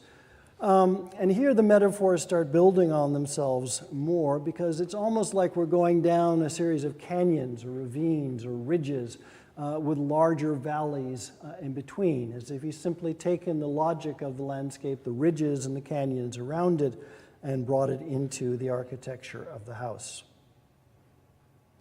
And at the center of all of this is this glass pavilion. Now this is a little misleading because this is actually the floor print. It's not the roof structure up above because it extends outward. But above it is this very thin wooden roof held up on a steel frame. You can see that triangular sort of tripod kind of thing, the same thing he'd used on his own gallery and studio. Floating free and surrounded by glass, you simply look right through the house. If you want to extend the metaphors, it's as if there's some, let's say, these two wedges collide with each other and they exploded into fragments that went into space. But Bart has something more serious going on here, because what he's doing is setting up a kind of observation platform. Remind you that Jane wanted Bart to have a house that was about the place, the site. And so while the bedroom wings, you go inside and you return, the main spaces we have here is the living room area, the dining room area, the living room area there, the dining room area, the kitchen area. The main spaces of the house are literally right out there in the landscape. And everywhere you look, you are in that landscape, protected from it, but otherwise out in it. So you will never pull yourself apart from that site. You're always constantly being returned, and it is meant to throw your view back out. Now, partly a little maliciousness on my part, but if we're talking about a glass pavilion that is about looking at nature, perhaps the most famous example of that is Mies van der Rohe's Farnsworth House in Plano, Illinois, which I show on the right, a work of 1945 to 1951. Put this in context, this is when Gough was working, and how can two architects be working in the same continent in such different ways at the same time, and yet they were. Now, there are things in common. Both are using industrial materials, steel and glass, concrete, and both are creating, in effect, glass houses because it is about throwing you back out and putting you in the midst of landscape, so you go inside and then you can sit and look back out. But these similarities, I think, merely highlight their differences. The Farnsworth House is, as we would expect from Mies, a very crisp and clean and minimal and pure geometric volume, measured off by regularly spaced columns. And the order is so much that even when we get a fragment of it, we can complete it in our mind. We know what those intervals are, and they aren't going to be changing, because he is thinking in classical terms. The Whitmore residence, as I've already said, is instead assembled from colliding triangular geometries. It's not going to resolve itself into one repeating increment. The Farnsworth House, it's afraid of chiggers or something. We were talking about chiggers yesterday. This thing is not going to touch the ground. It's raised up above it. It floats at a nice distance from its site. Bart's is emphatically set down on the ground. It is grounded. Farnsworth House, the steel frame is painted white.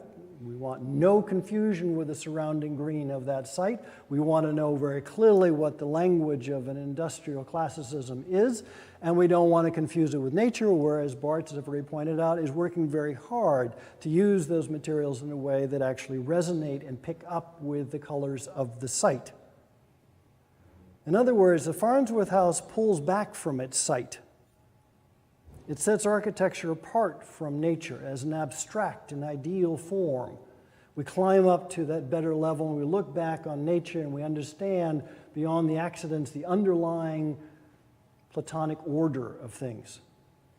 Whereas the Whitmore residence reaches out to embrace the site as a place where you are integrated with the site. You can't step back from the site here. You are in the site. You understand the site not intellectually, but by your experience of being there. And these different approaches to putting architecture and nature together, I think, reflect different cultural attitudes. The Farnsworth House, Mies van der Rohe, after all, was a German architect. emigrated to the United States in the 1930s when things got too dicey for his career in Germany. So he approached the American landscape as a European architect, and you can sense the kind of, it's a beautiful work, but there's a kind of alienation. He's not quite sure how to put his work down on the ground here, because it's not a ground he really knows. He's still feeling his way, worrying about the chiggers that are on the site. Bart doesn't have any of those constraints. His is about that place, and he sits down there and says, this is where I belong. And we're really almost there. Because if we understand how grounded it is, we have to understand something else about this house. It's one of the weird things about New Mexico. It's in the middle of nowhere. There's an awful lot of nowhere out there.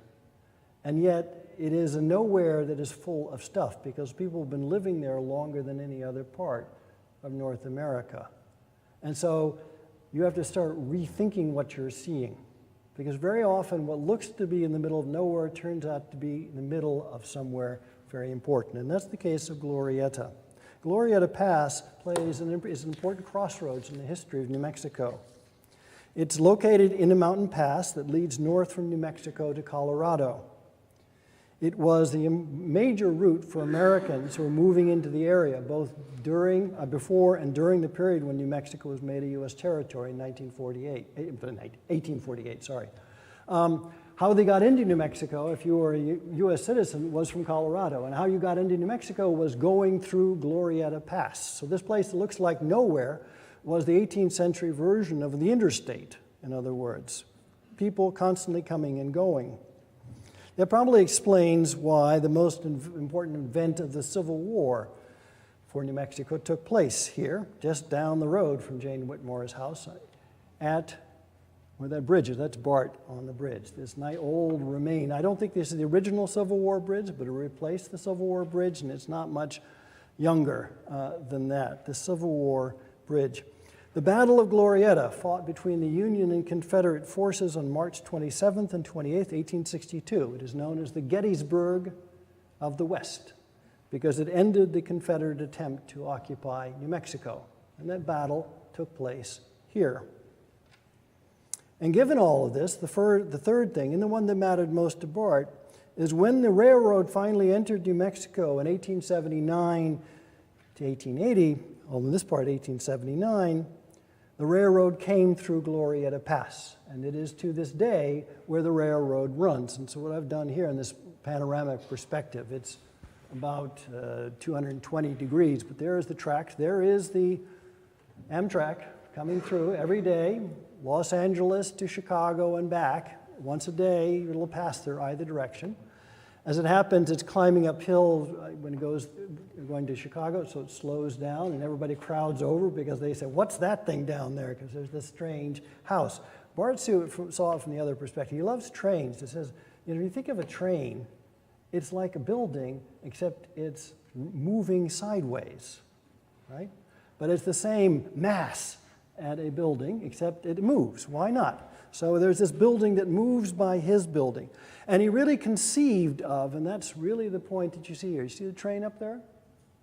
That every day, Jane Whitmore could watch the train, or twice a day, Jane Whitmore could watch the train go by. And the house was set up for that. Now you'd think, well, wait a second, I thought this was all about going back to nature, but it's not an either or, it's both. Part of the nature of this place is the history of the culture of this place, and part of that is the railroad. And so Bart is going to celebrate the railroad as much as he celebrates the rocks and the trees and the sky and the sun of this place. Those are all become part of the character of this house. And this is my final slide. So let me suggest in the end that if Bart's glass house is really not like the Farnsworth house, it's really much more like the little cabin that Henry David Thoreau built for himself at Walden Pond outside Concord, Massachusetts in 1845.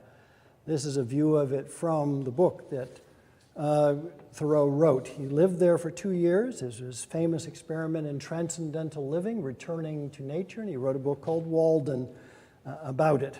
published in 1854.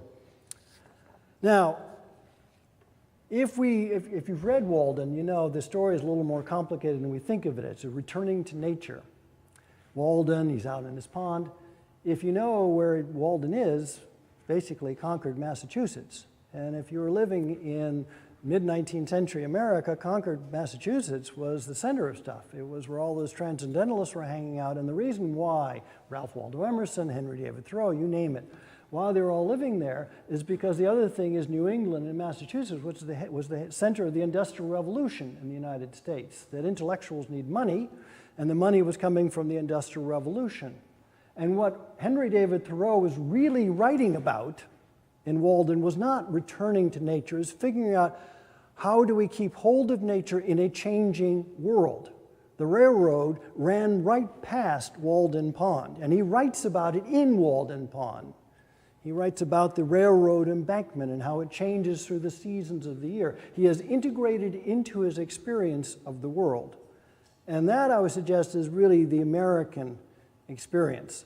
We have an extraordinary landscape, but it is never just the wilderness. It is always wilderness with us in it. And the moment you put us in it, of course, it's no longer just nature, it is also culture. And it is about the relationship between those two. And so Bart intuited that's really what was motivating Jane in choosing this site, and he made her house a celebration of that essential American condition.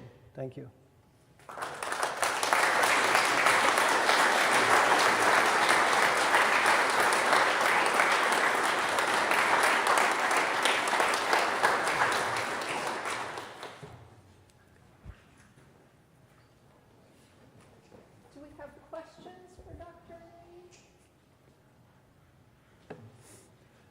Beating everybody into submission. They need a restroom break and a drink break and a... I have one question. Okay. Well, I have many, but I'm going to limit myself to one. So you highlighted how Bart Prince tries to respond to his clients, and I've heard other American school architects talk about the process of working with a client as maybe like asking them about their favorite music, their favorite color, and I'm wondering if you know anything about the process that Bart uses to work with his clients, the types of questions he asks, or what kinds of meetings he organizes, or how he likes to spend time with them and learn about them. As if they're an easy answer. He engages in fairly long conversations with his clients and talks with them, and it happens. I mean, I'm one of Bart's clients. We started talking about my house. I was over in Paris finishing research on a book on French architecture, and the first edition of the first book I wrote about him came out, so he traveled, just did a surprise trip over and said, I'm going to come over and bring you the book. So we spent a week together in Paris trooping around, looking at a lot of Hector Guimard, Art Nouveau architects, Le Corbusier also, but he was most interested in Guimard. And while we're there, we started talking about whether he'd do a house for me. Now, I think that was a little more extended because not every client writes a book about him. But it's true, he's interested in three things. First, are you coming to him for the right reason? In other words, are you coming to him to design something, or because you think you know what he will design, or you want it to look like something? And he will usually try to, architects of that, clients of that category, he will try to discourage them. Say, well, you know, I think you want to go talk to so-and-so. I think he's a better architect for you. It works best if you give him free rein on the design. But he is very concerned about the practical things. I mean, what do you want? The kind of rooms you want. I mean, the functional kind of rooms, not spaces in the box kind of things. But he's also very interested in what kind of budget you have. So I didn't have a Joe Price budget. Joe Price's house, you know, was $8 million. My house was $200,000. So he'll cross that spectrum, but that makes a difference, right? But also part of that is what's your site? So when I worked with him, I wrote a detailed program that laid out all the information he wanted, and it included not just practical things, but taking advantage of the climate, views and things like that, the things that I quoted Jane Whitmore. He meditated over that, but it didn't become real for him until we actually bought a lot. Because he had no idea how he was going to solve the program until he knew the site. And it's not that one comes before the other, but the moment I bought the site and had the site survey and sent over, he was over, I was like that, with a very tall ladder, and we climbed up in the middle of the site to look around. And that's when he started designing it in his head. I don't know how he designs in his head. So he doesn't start sketching. He thinks about it. He says, I can rotate it in my mind. I keep rotating and rotating until I'm ready. And then when we think of the design, he's actually recording. It's like musical notation. He is notating it. So I actually have the preliminary sketches done in 2 days for my house. And it was before the working drawings. It was done in 2 days. They're dated. And essentially, once he figured out the plan, which was a notation of the entire space, he's also thinking sectionally, so he also knows what it means in elevation. So the other drawings are simply confirming what's in the original site plan kind of thing, and bang, like that. But the site, that's when it became real. And that's when he had my program, he had the money, he had my budget, my non-budget, but he needed the site. And then I can't argue with him. How does he know otherwise it's an abstraction. He knows me, but where is the house going to go? The house is a real thing, so he needs a place. I don't know if that answers it, sort of. Okay. Up. As a client, what was the most unique or original design solution that he came up with for you that you might not have expected? Well, just about everything. I mean, I said, I'd already written a book about him. And I said, well, I got to get him to build a house for me so I really understand this guy. Because then, as his client, and I was also the builder of record, so that I actually had to sign all the checks, but kept track of it. And I was selfishly wanting, because I wanted to see the whole process from presenting the project, how we presented it. And he presented it with plans, ground floor, then the second floor, then the elevations, and then the model. The model came out last. He only does models for clients. He only did it, my wife is a photographer, and she says, I'm not spatial. So she needed the model to understand. She looks at plans and her eyes glaze over. But the plans, and and we're talking about not labeling. The plans were not fully labeled. They were just sort of, and he walked us through them. So this is going to come in, you're going to go up here, you're going to go there, and this is going to happen. And then he didn't show me the whole thing at once. As they said, I look very disappointed because the downstairs of my house, which has the bedroom spaces, is more conventional. For Bart, it's more conventional, and the upstairs is where things really happen. He says, you brightened up considerably when I got upstairs in that project. So that's more like it. But he walks you through every step of the way. It was just seeing how, I remember, for example, at the back of my house is a trapezoidal concrete block library. Different geometry, but the same kind of problem as his own library. Concrete blocks are 90-degree angles, and they've laid out the foundations. I know that they aren't going to have any right angles with the corners of this thing, and so I was expecting a lot of cutting and sawing of concrete blocks, which wouldn't have fit my budget. One reason you get at $200 a square foot, you've simplified the labor, not just the materials, but the labor. And that's the way, it's an old technique. Frank Lloyd Wright understood how he knitted the corners so that each alternating courses follow the different alignments, so they start fretting with each other. And it was beautiful, and it was sort of revelation, because not only had he made a budgetary decision to save a lot of money, but it produced a beautiful detail that was simply the result of building the wall. He didn't have to add the detail, and yet there was this extraordinary detail. And he did that again and again and again. The ability to do one action that had 3 or 4 benefits built into it at the same time. Our dining room is also the garage. So he doesn't have to build a garage and a dining room. By building the dining room, he was building the garage. And there's constant these kind of overlapping kind of things. So it taught me a lot about architecture. It was really my sort of postgraduate education, watching that thing. Yeah. You made a lot of comparisons of his analysis of philosophy that he had in building these homes. And you made comparisons with other buildings. How much of that is of you, and how much of that is in consulting with Bart? Is this your analysis of his thoughts, or is this his thoughts? It's probably a hopeless muddle by now, because I've been listening to him and talking to him so long. But the honest answer is it's me. I was telling, I don't know who it was last night at dinner, one of the books I did with Bart, the very first book, a little slim little book, which he liked a lot. And he took it on a vacation one time to read it again, and he came back and reported he still liked it, a wonderful book. So I sort of said, well, what do you like about it? He says, well, I never would have thought about myself that way, but I like the way you think about me. And if you think about that, and he recognizes that he doesn't control the audience. I mean, that's the real courage of these architects. You don't have to tell people what to think. Bart's he knows what he's thinking, he knows how he's solving the problem, and then he's interested in what happens in response to it.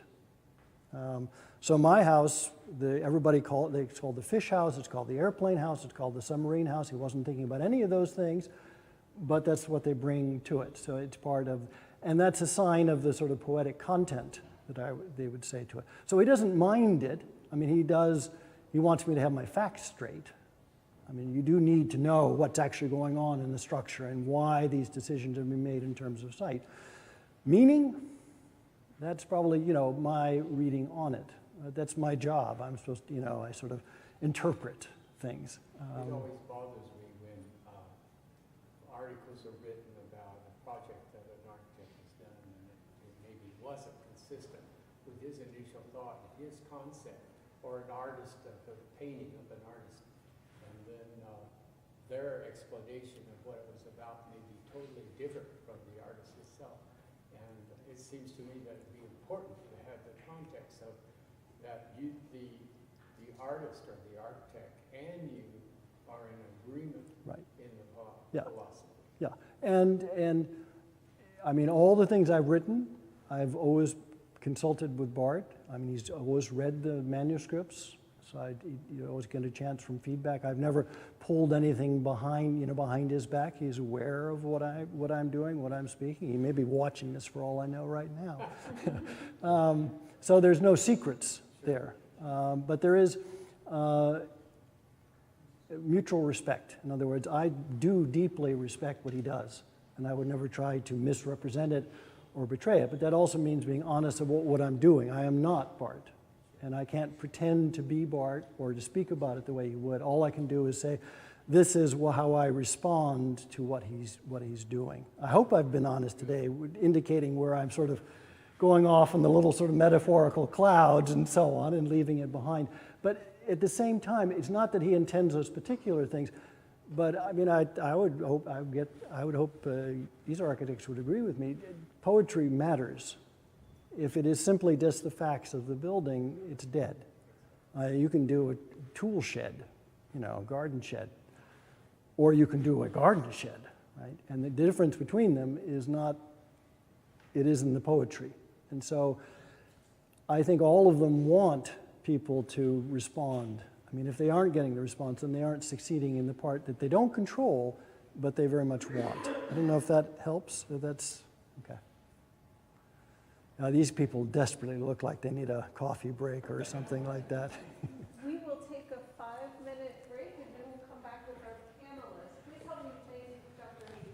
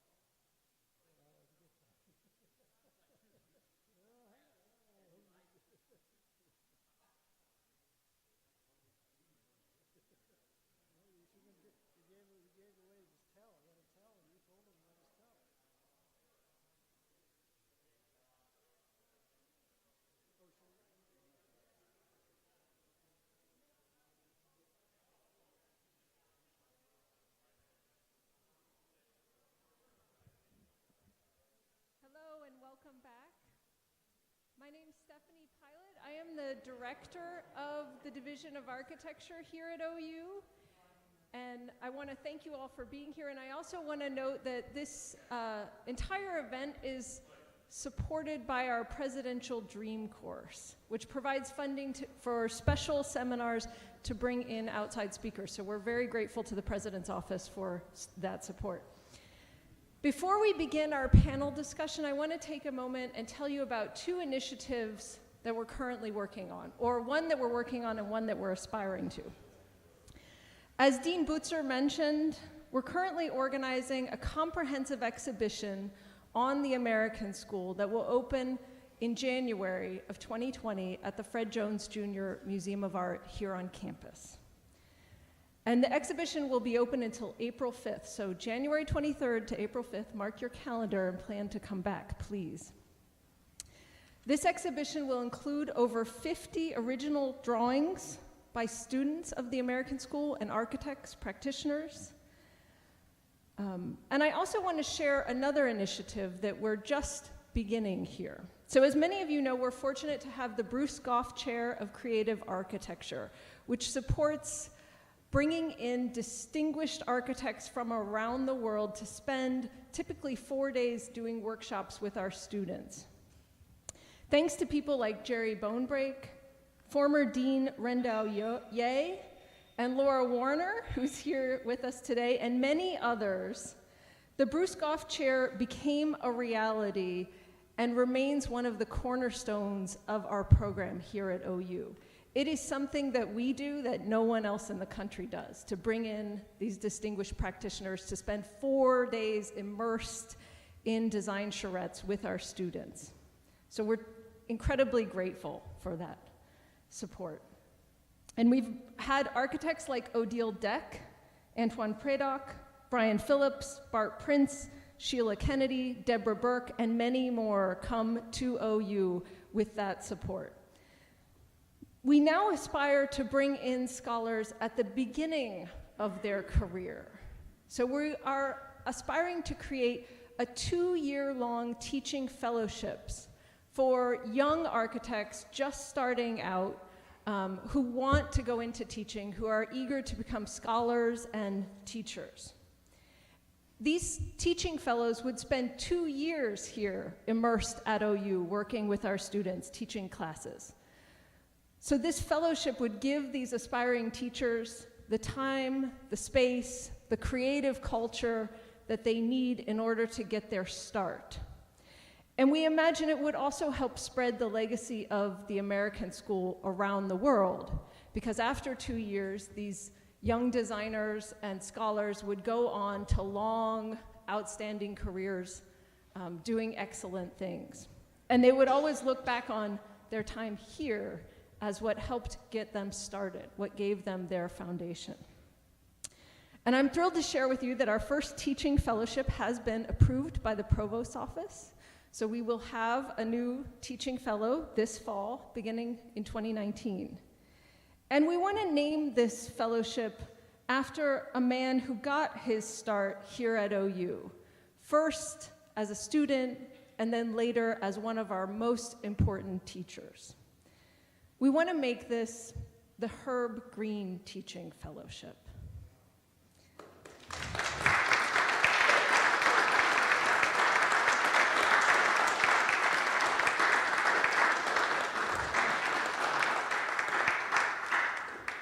We're eager to see that this network of fellows that emerges from OU connects their beginnings to the legacy of the American School, and especially to Herb Greene. So this is one of our aspirational projects that we are starting now here at OU, and I'm so excited to share it with you. And now I want to give you all the privilege of hearing from some of those most important American School architects that we've gathered for you here today. And so I want to reintroduce Dr. Christopher Mead, who is going to moderate the panel discussion with them.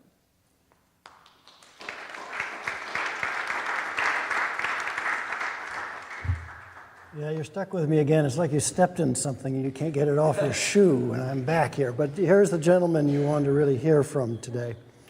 I'm going to try and frame our panel discussion in 4 ways. First, I want to briefly summarize my view of Goff's views on teaching, carefully protecting. I'm not speaking for Mr. Goff. Second, I want to introduce the 4 panelists with a focus on their connections to Bruce Goff. And then third and fourth, overlapping, I have some questions I'd like to ask the panelists, and I've also been given some questions from Stephanie from her students. Because I'm an academic and an intellectual means I take a simple thing and make it complicated, which means that I noticed that some of the questions overlapped. So some of the times I'm going to call on the student if they simply asked a question. If there's more than one student asked the question, I'll ask it, but I will give credit to the students who asked the question. Told you I'd make it complicated, but I just want to give credit where it's due. When it hired Bruce Goff in 1947, I think the University of Oklahoma got lightning in a bottle. Goff was not a conventional choice, far from it. He never went to university, and his training in architecture was almost entirely hands-on. Beyond his apprenticeship in the Tulsa office of Rush, Endicott & Rush, Goff was largely self-taught. And yet, here he was, running a university program in architecture. Right, had to make up his own program. He had the same lack of academic credentials, but he did it on his own. Now, I think it's safe to say, and I can say this because I have spent my career at another public university, so I'm not about to diss OU. I'm University of New Mexico and OU, we're all in the same kettle here. It's safe to say that a more elite school at a more elite university would never have risked its reputation in this way. Most schools are inherently conservative. Even if and when they start out with a radical curriculum, pretty soon their attention and their focus and their energy are on protecting the new status quo that, my God, that worked. Now it's got to be that way forever. A good example of this is the Bauhaus. When it was founded in Germany in 1919, the Bauhaus was revolutionary. By the time the Bauhaus moved to Harvard in 1937, the revolution had become the new orthodox mainstream. So there's no way that an institution like Harvard would ever take a chance on an academic outsider like Bruce Goff. And I have to say that I think Goff returned the compliment. He suspected schools of architecture as much as they suspected him. There was a mutual antipathy going on there. This is what he had to say about how schools treat students. This is in 1968. He wrote, "He, the student, is warned that individualism is dead, and he is warned of the dangers of being influenced by such questionable characters who are outside the school policy. These men are branded as exhibitionists, prima donnas, romantics, and their works are pointed to with ridicule and scorn by the school as good examples of bad examples of what happens when individualism runs rampant. These schools consider these loners as dangerous and are embarrassed by them, for they have proven that creative architecture can be built." A little zinger at the end there.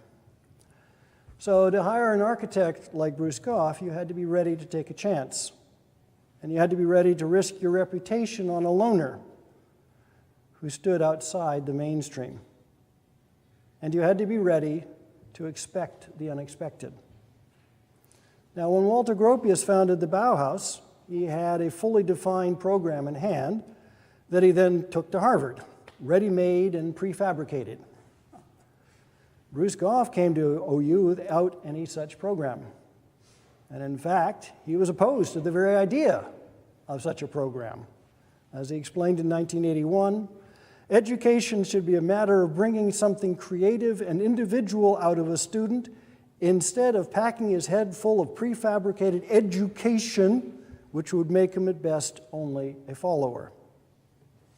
I think if Goff had a model of education in mind, it was based not on schools of architecture, but instead on examples like that of Louis Sullivan and Frank Lloyd Wright. As you probably all know, Wright's education as an architect, after an indistinguished semester at the University of Wisconsin, came almost entirely from his years as a draftsman in the office of Adler and Sullivan. Wright said that he became a pencil in the master's hand as Sullivan leaned over his drafting table and taught him how to design. Like Sullivan teaching Wright, I think Goff saw teaching as something very much the same, as something best conducted directly with each individual student as they worked together on solving a problem of design. It was based on his own experience. Goff's method of teaching made no distinction between teaching in a school and teaching in an architectural office, which is why I think he had as many students after he left OU as he had when he was at OU. All right, so with this context in mind, let me introduce our four distinguished panelists. I start with the very distinguished Herb Greene, who has, and I'll say it again, a distinguished career as an architect, artist, teacher, and writer. And I think the kind of polymathic quality is indicative. Goff was also much more of a polymath. For somebody who was self-educated, he knew a hell of a lot, and I think these people never stop learning. In 1948, Mr. Greene transferred to OU from Syracuse University, I imagine for other reasons than just to escape the winters up there. He came to study with Bruce Goff. Both before and after he graduated in 1952, Mr. Greene also worked for Goff on project drawings, including most famously the Bavinger House. And I hope you forgive me, I couldn't resist putting at least one of your beautiful drawings up there. They are absolutely extraordinary. From there, Mr. Greene went on to work with John Lautner in California before he returned to Oklahoma to teach here from 1957 until 1963. During this period, he designed a number of landmarked houses, including most famously the Prairie House, which is going to remain on the map, I hope, forever. From 1964 till 1982, he then went on to teach at the University of Kentucky. He then retired to Berkeley, but retirement is a relative term. I don't think he retired. He just retired from working in an institution. He has remained very active as a painter and a writer. His most recent book is called Painting the Mental Continuum, Perception and Meaning in the Making. And I have a copy that was given to me by Bart Prince. You thought I should read it. All right. Now, like Mr. Greene, Ernest Burden studied with Gough at OU. In his case, he's transferred from the Rhode Island School of Design, all these refugees from East Coast universities, after he saw Gough's Ford House in Life magazine in March 1951. And here, apparently, you overlapped with Herb Greene. From OU, Mr. Burden went on to practice architecture, first in California and then in New York State. He has had a very rich and diverse career, includes conservation, and I mean nature conservation, preservation, building planning, as well as, while he added, architectural design. And also, he is a very accomplished architectural delineator. We saw one of his student works, second-year work. I'm still digesting that. Second-year students, you guys got to get to work. You got to see what they used to do in their second year when he was here. A very accomplished architectural delineator who has published numerous books on architectural rendering, design, construction, and preservation. His forthcoming book is Bruce Gough's Design Vocabulary, a synthesis of music, art, and architecture. Arthur Dyson, who I've been wanting to meet for years. I'm kind of have a little crush on his architecture for a long time. Arthur Dyson first trained in Frank Lloyd Wright's Taliesin Fellowship, and he remained at Taliesin until the master's death in 1959. While he was there, he worked on the Marin County Civic Center. Then, from 1959 to 1951, Mr. Dyson went to work for Bruce Gough, who was then in Bartlesville. So that's where he got a postgraduate kind of education there. His decision, reportedly, may have something to do with the fact that when he was at Taliesin West, Wright observed that one of Mr. Dyson's projects looked, quote, very Goughian. And so that led him on to search, what is Goughian, what is this about? And he ended up working for Mr. Gough. I also understand while he was working with Gough, he was also finishing his education here at OU. Yes, so we have another connection. Mr. Dyson then returned to California, working for William Gray Purcell, and that's Purcell and Elmsley, if you know your history of this. That's a very famous name, until he opened his own office in Fresno, California. I tell you, these architects are fearless. Given what he's doing, Fresno, California, I grew up in California. I'm still putting this together, but he has succeeded in doing that. Because since he moved there, he has authored a prolific and astounding body of architectural work that responds creatively to the requirements of site, program, and clients. And from 1999 to 2002, he also served as the dean of the Frank Lloyd Wright School of Architecture. Nelson Brackin studied architecture at Auburn University. I think we all now know Auburn because of the rural studio that Sam Mockbee and others established in 1993. But what matters for our story, it was already known in the 1970s because Robert Faust, who had also studied with Gough, went to teach there and ran his own sort of informal de facto design build program. It was a good place to go get hand-on. He says, you got sawdust in your blood. Isn't that what you said today? That's absolutely true. Yes. And thanks to, so he was at Auburn, thanks to an introduction from Faust, Mr. Brackin then interned for Bruce Gough in Tyler, Texas, the last place that Gough lived, from 1975 until 1978, while he was also completing his studies at Auburn. Since 1980, Mr. Brackin has been a practicing architect in Atlanta, Georgia, working both independently and as a design architect for a long series of firms, multiple firms, yeah. He is also a founding member and past president of the Friends of Kebiar. It was founded in memory of Gough. I assume you all know about that. And just a little aside, but it interests me, he also serves as a tour guide of Old Brass, the plantation in South Carolina, designed by Frank Lloyd Wright. So those are our four distinguished panelists. Let me start with my questions, but what I'm going to do is sort of interleave them with student questions, so we'll bounce around. And partly it just depends upon what the panel discussion goes, what happens. I have questions. I don't know whether we'll get to them all. It really depends what they have to say. I'll overuse the overused metaphor of herding cats, but panel discussions work best when you just let them run and see where they want to go with things. So my questions are really designed to provoke discussions rather than answer anything. I don't have any answers in mind, and my questions are really sort of little mini clusters of questions. So the first one, which I think is self-evident, what made you interested in Buskuhl? What was it about his architecture that caught your attention?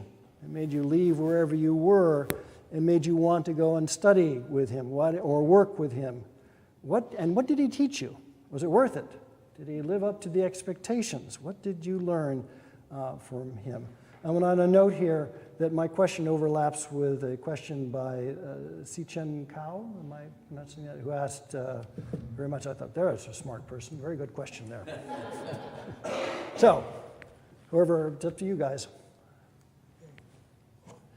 Don't forget to use the mics. Just go from right to left. Okay. What got me out of golf was my teacher, Faust, in Auburn. Faust has a studio, his office open, and you could watch him draw. I would go in there and chat with him about what he was doing and how he was doing it, and he'd tell me stories, and of course golf was central to those stories. And that's what caused me to stop and visit golf. And what I thought was going to be a 2-hour conversation was a 6-hour conversation. And I kept going back to see him and stay there for eventually 3.5 years working with him. And what I learned that I hadn't learned anything before. History and theory was like more history and mystery, but it was golf. He was such a great storyteller.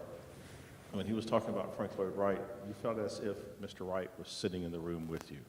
When he was talking about Debussy, you could feel that Debussy was there.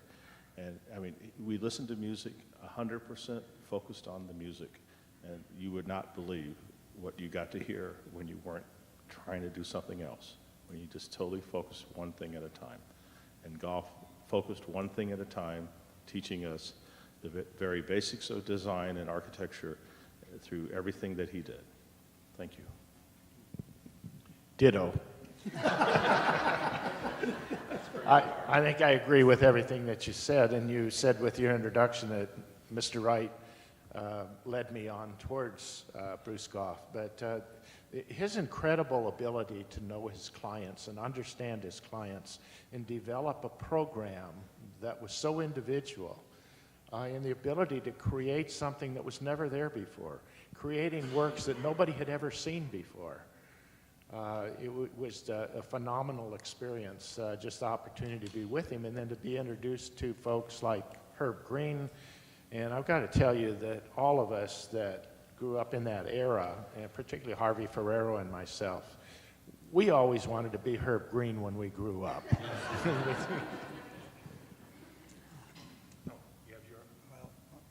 Yours is working.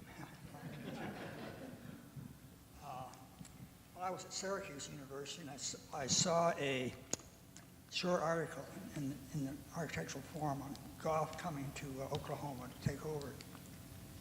So I didn't like Syracuse, so I didn't know how to drive. I drove out with a big Marine, said he wanted to go out and meet an Indian girl who had oil wells.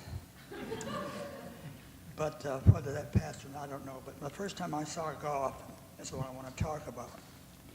At that time, the School of Architecture was out at what's called North Base. That was left over from the war, and it was a 2-story wood building. And he decorated the hallway just beautifully. I just went in there, sort of glazed over, and went to his office. He sat us down for about 20 minutes. He talked with not long words. What got me was the way he kind of moved his eyes. I just remember that.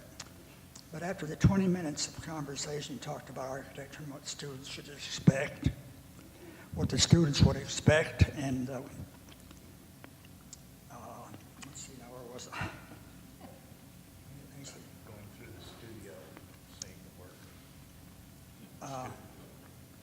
Yeah. Well, I came out of there and I said, God, I bet my first genius. And he was. And he was the kindest, most supportive person I've ever known. And I think of him every day.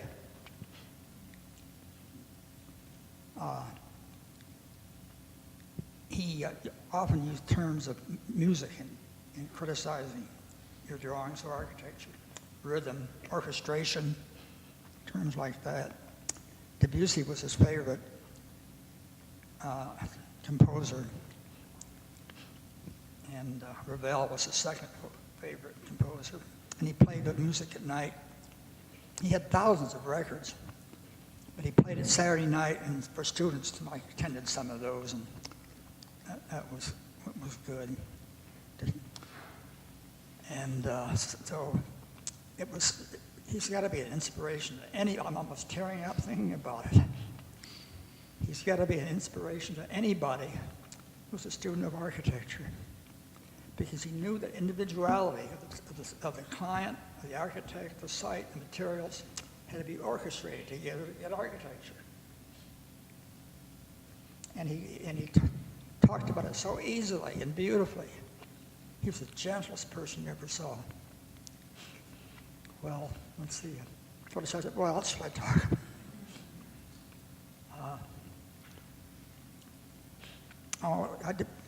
He was in the Prairie House, and I'd done that. He was standing upstairs and said, to me, it's like pure feeling, which I thought was a great compliment. But I'm tearing up in my old age, but thinking about Bruce Goff. Try this one. What brought me to Oklahoma was a copy of Life magazine with the Ford House spread by Elliot Ellefson, the photographer, Alyssa Fund. And if you don't know that photograph, you won't know what I'm talking about. If you do know that photograph, you know exactly what I'm talking about. You need nothing more than to look at that photograph and say, that's where I want to study. That is architecture. And I did. I transferred from Rhode Island School of Design in an instant. And not even having the knowledge that Bruce was there, because I wrote to Jerry Hodges, his secretary, and she said, oh yeah, we have this and we have that at the school and so on. Never mentioned BG, never. So I went anyhow, and I never regretted it.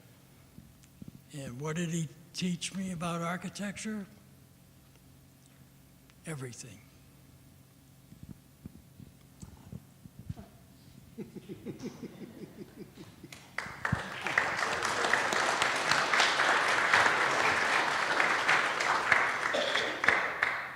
So I'm going to throw in a question now from the student. Fortunately, the student didn't identify themselves.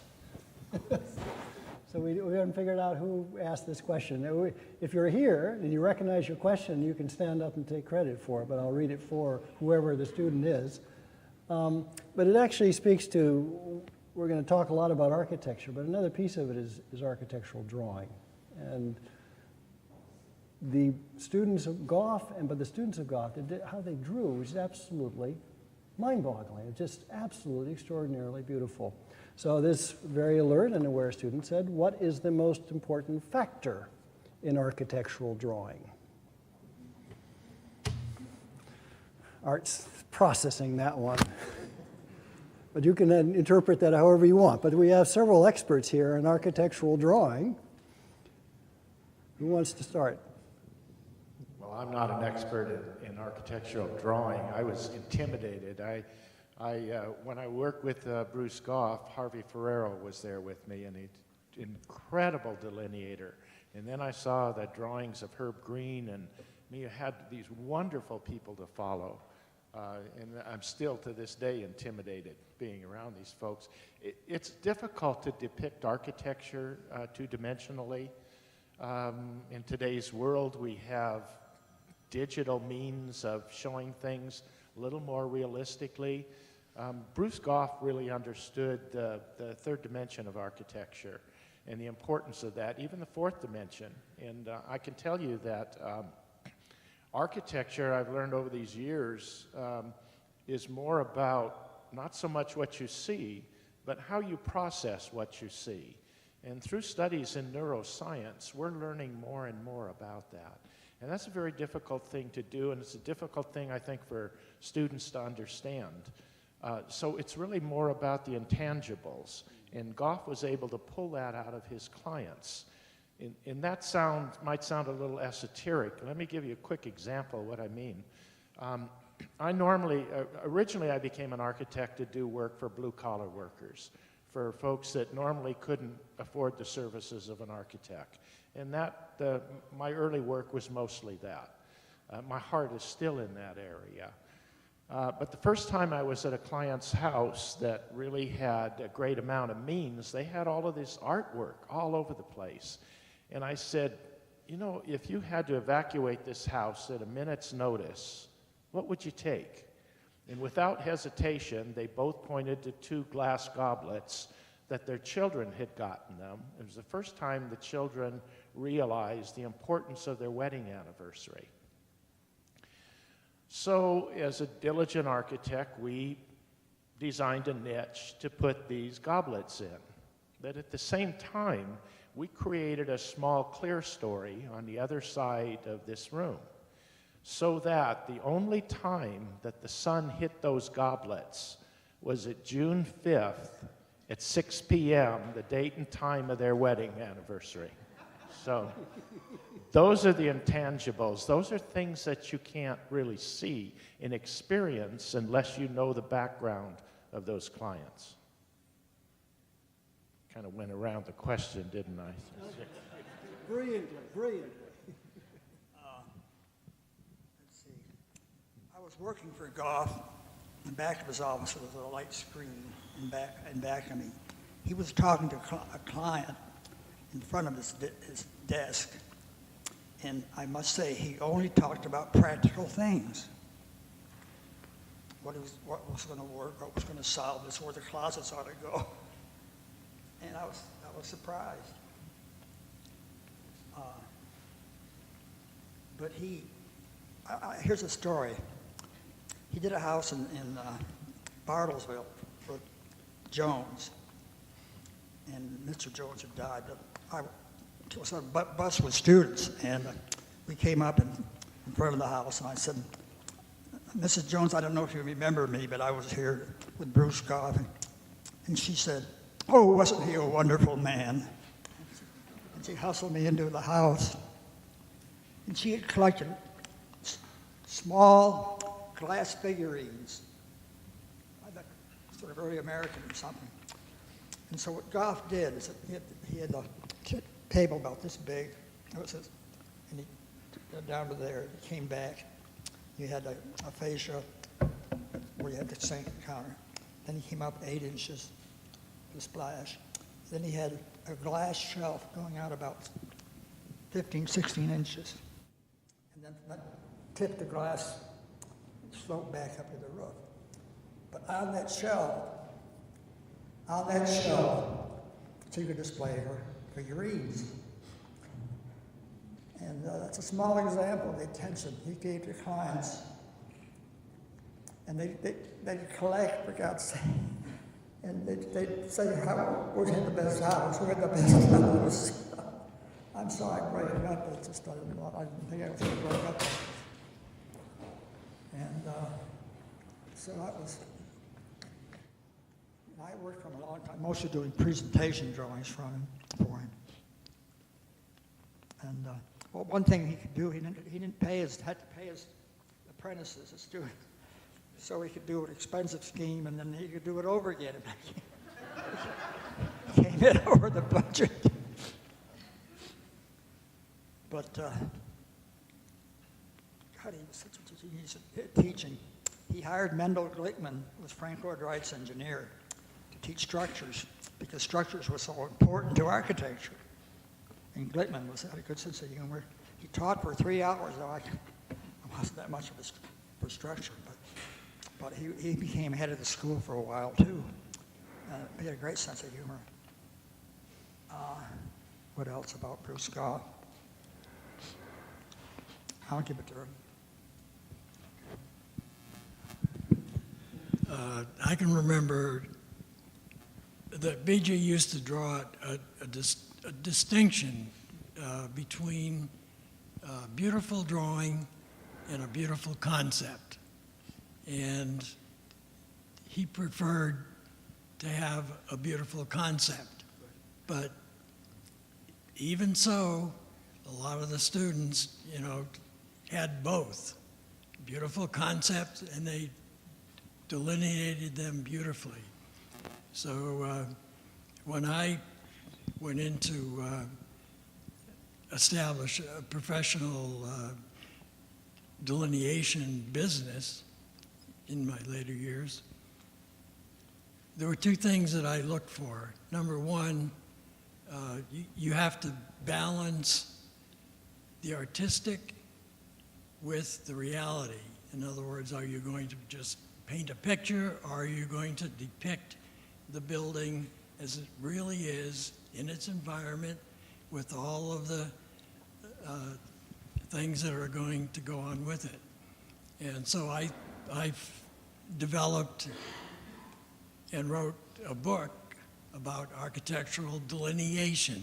In other words, depicting accurately what the building is going to be like in its environment, no tricks, but that did not exclude the artistic part of it, which is very important. What I'd like to mention is that Bruce, the years that I knew him and I worked with him, he would prepare his design ideas on a 8.5 by 11 piece of paper. And as the idea grew, the next piece of paper came next to it, next to it, and next to it. And then I would have to take those, I took those pieces of paper and then would prepare a presentation drawing, much like I did for you, Laura, on your house. Another thing that he did that was just so incredible, we worked on the Price house, on the tower, as I called it, the third floor, the windows. And he had these two small little drawings, and it gave the essence of the idea of how those windows were to be. So we had the glass delivered, and we had them laying out on the studio tables. And some of the glass was we were breaking glass and reassembling it in these different spiderweb patterns that he wanted. So it was a nice trick to break the glass and pick it up and put it back together again. Some of the spots have little bright red spots in them because I dripped a little bit. But the patterns, he created this gesture of a design. He would come in and explain it to us, what he wanted us to do. And we proceeded to cut out plexiglass and glue and make all of these intricate elements to work out into this great joy of light. I was lucky to be there with Bruce the first day they put the glass in, and Joe Price let me come up for the first sunrise to stand in the room and see it all. It was absolutely fantastic. And then at the end, when we finished it, we cleaned it all, and we were there, and we brought some little glass pieces of it, some bits and pieces, and we laid them on the floor, and Joe's daughter discovered them. And so she took them back to Dad to, look what I found. And so Bruce was in on this, and Joe worried about this, I think, for about 3 weeks, trying to figure out where they fell out of the windows. It was a great, great time. One side note on presentation, and I don't know if BG did this all the time, but during the time I was with him, he never put the room names on the floor plans because he wanted to explain to the client without them reading ahead of him which room he was in and why he was doing it and lead them through the house. I've never seen anybody else do that. I want to ask just a little follow-up question on the anonymous student's question. Because it occurs to me, since Goff's day, computers have taken over the world. They're a very powerful new tool, and a lot of drawing now happens on computers. Given your own experience and your continuing practice, is there a place for hand drawing? Do we still need it, or is it relevant, or is it just a hobby now?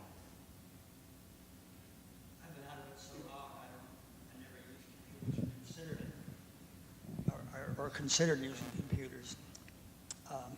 My great niece Leela works in our office. I think she can use computers. I don't know how anybody would ever do that. Do you use computers, Ernie? No, I still have a flip phone.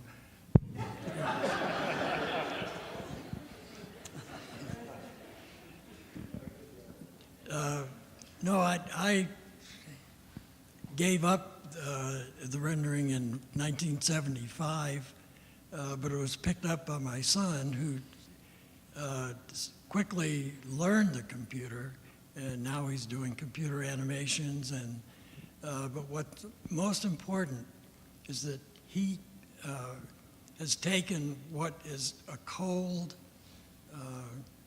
process, which is in some cases, very dramatic and so on and so forth.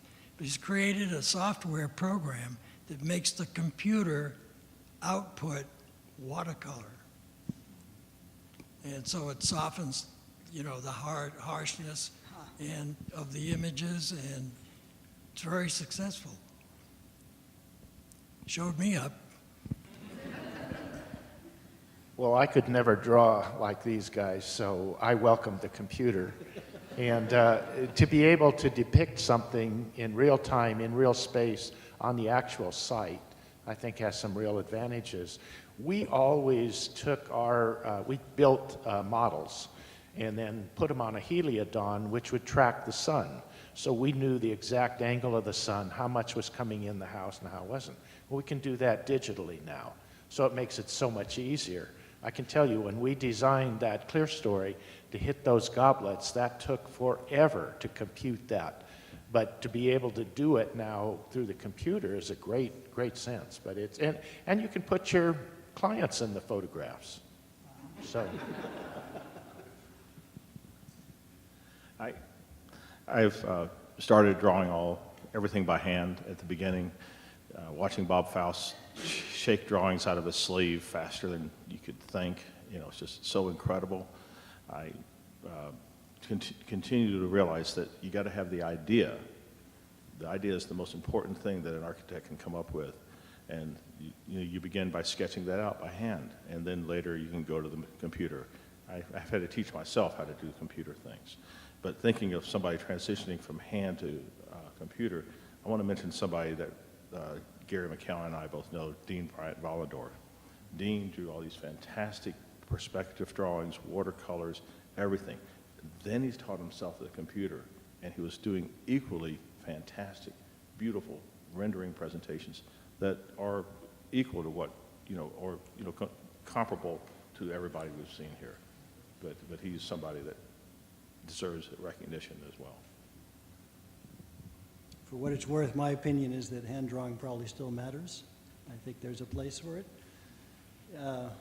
Computers are incredible tools. The simple metaphor I do is a pencil, if you look at it, it'll just sit there. So you actually have to tell the pencil what to do. The computer, sometimes you think you know when you do a keystroke, and what you're doing is somebody else has solved the problem than you're doing there. So if you learn to push a pencil, then the way you use a computer becomes much smarter. I don't think they replace each other, but it's just a new tool. Anyway. It's a very expensive, yes, and think how expensive a pencil is too, yes. All right, so my second question is, Goff's, and I've talked about this already, but Goff's approach to teaching architecture was based in his practical experience, not in an educational theory. He didn't have a theory of education other than don't trust schools of architecture. Do you think it's possible to turn this approach into an architectural program that outlasts its creator? In other words, to what degree was what happened here dependent first upon Goff and then Herb Greene, and then it just became a school again? How do you actually institutionalize something that is so anti-institutional? How have you, or because some of you have, or how would you actually teach Goff's approach to architecture? How do you go about that? And we can talk about it blithely given his emphasis on teaching each individual student, how do you actually duplicate that? Because the moment you're duplicating, you aren't doing it anymore. And what lessons can we take away from what Goff accomplished at OU in the 1950s and then continued to practice in his office in the following decades? What could contemporary schools of architecture learn from his example? Well, I taught for 24 years, and I was very much influenced by my experience with Bruce Goff. And I think it would continue to apply to, for the foreseeable future, which would be 2,000 years anyway. And I was very influenced by, and it helped. It helped me become a decent teacher, at least, by having studied under Bruce Goff. One thing about my drawings, I'm supposed to be noted for renderings, but my trees are too busy.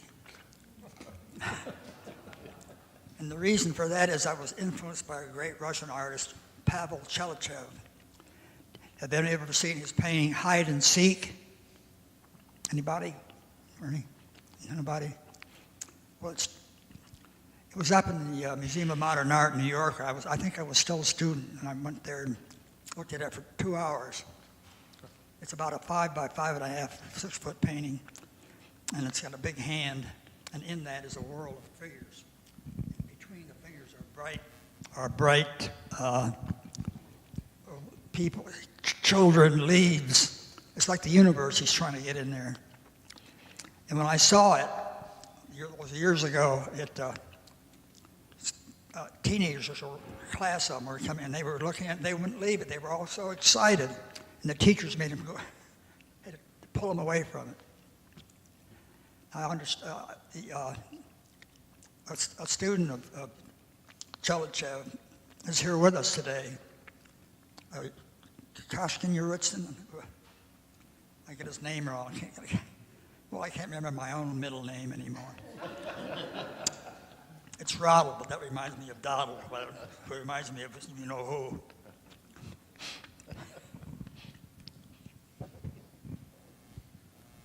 Yeah, that painting, that painting was so famous, it hung in the Museum of Modern Art permanently for years and years and years. And then it disappeared permanently. Yes, sad. Yeah, they said it had to be restored, but it was so famous that we always used to say, well, you know, meet you by hide and seek. I think you referred to the pedagogy that Goff initiated, and I think that what he was able to do was draw out the individual aspects that you had, rather than, like you said earlier, jam information down somebody. Give them the tools. You mentioned Goff's eyes that caught you right away. I always felt his greatest attribute was his ears, his ability to listen. He had an incredible ability to listen to folks and to draw out what they did and to see what was there and what wasn't there. One of the things that, you know, we learn from different sources, and Herb led me to so many folks, to Whitehead and Russell and so many different people that helped me along the way, and other folks outside of the realm of architecture. Maya Angelou, the great poet, talked about building romance about your clients, the importance of that. Robert Frost wrote a metaphorical poem called The Mending Wall. And in that he said, if I were going to build a wall, I would first ask myself 2 questions. What am I walling in and what am I walling out? That's a very simple question that all architects ought to ask themselves when they walk on a site. And I think those things are very teachable tools, and they allow folks to run with that themselves and become themselves and discover who they are. And for the sake of the students out here, each one of you is unique in all the universe. You bring something here that has never been here before and will never, ever be here again. You have a voice within you, a song. Let that song out. Express what you have. Don't take it to your grave with you. Too many architects, and I think Goff even said this one time, their tombstones ought to read, they took it all with them. They left it here. They didn't use it. Use everything you have. There you go. For me, the teaching ideas from Goff kind of came to me first through Faust. We had what we called a vertical studio. Faust gave us lessons from the 273 class. The 273, of course, is a class number that OU had, and I have later come to learn, how that came about. But Faust gave us these drawing assignments. Later, when I went to work for Bruce, he gave us similar drawings assignments: the point, line, and form, theme, variation, development, site, relation, ornamentation, and rhythm, chiaroscuro, orchestration. Many different assignments. I worked for him in the daytime doing drawings, and in the evenings we'd go over, we'd listen to music, and he would give us these assignments. There was always illustrations and other stories that went with the assignments. Always a piece of music that got played to exemplify something. Theme, variation, development was a favorite of his that he liked to share, specifically Honegger Specific 231, Ravel's Bolero, and Villa-Lobos, the three great composers who did theme variation development like nobody else did. If you want to study architecture and study theme variation development, you need to listen to these guys. They knew what they were doing. But Bruce brought all those things to life, and he continued that. Bruce was on a first-name basis with Duke Ellington. They were friends. Maud, Bruce's mother, told me the story of how Duke came to town and they tried to go out to eat and they couldn't, so they had to come back to the house. But Maud was a tremendous woman. She shared many stories about Goff as I got to know her and be there. I believe the most important aspect of Bruce's teaching, BG, was the fact that he was able to synthesize the music, the art, the painting, the sculpture. It was all one to him. There was no difference, and I believe that in an architectural education, that would be necessary to bring all of that back together again, as he did, in some form.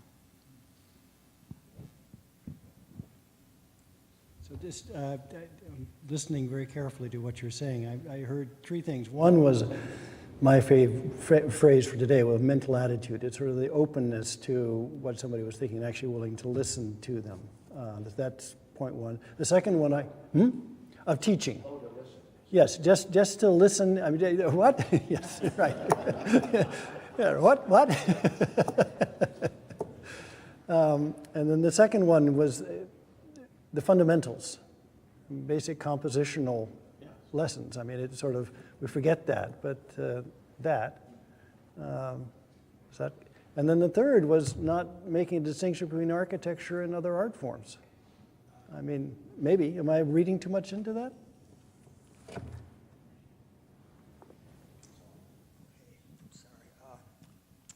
Well, BG started a course called Architecture 273. It was fourth year. You had to do a design problem every week. And I remember saying to some of the students, her work looks like wallpaper. Too repetitive. But then I did a drawing at the end that he kept and sent it to the Art Institute of Chicago, where all his work is located.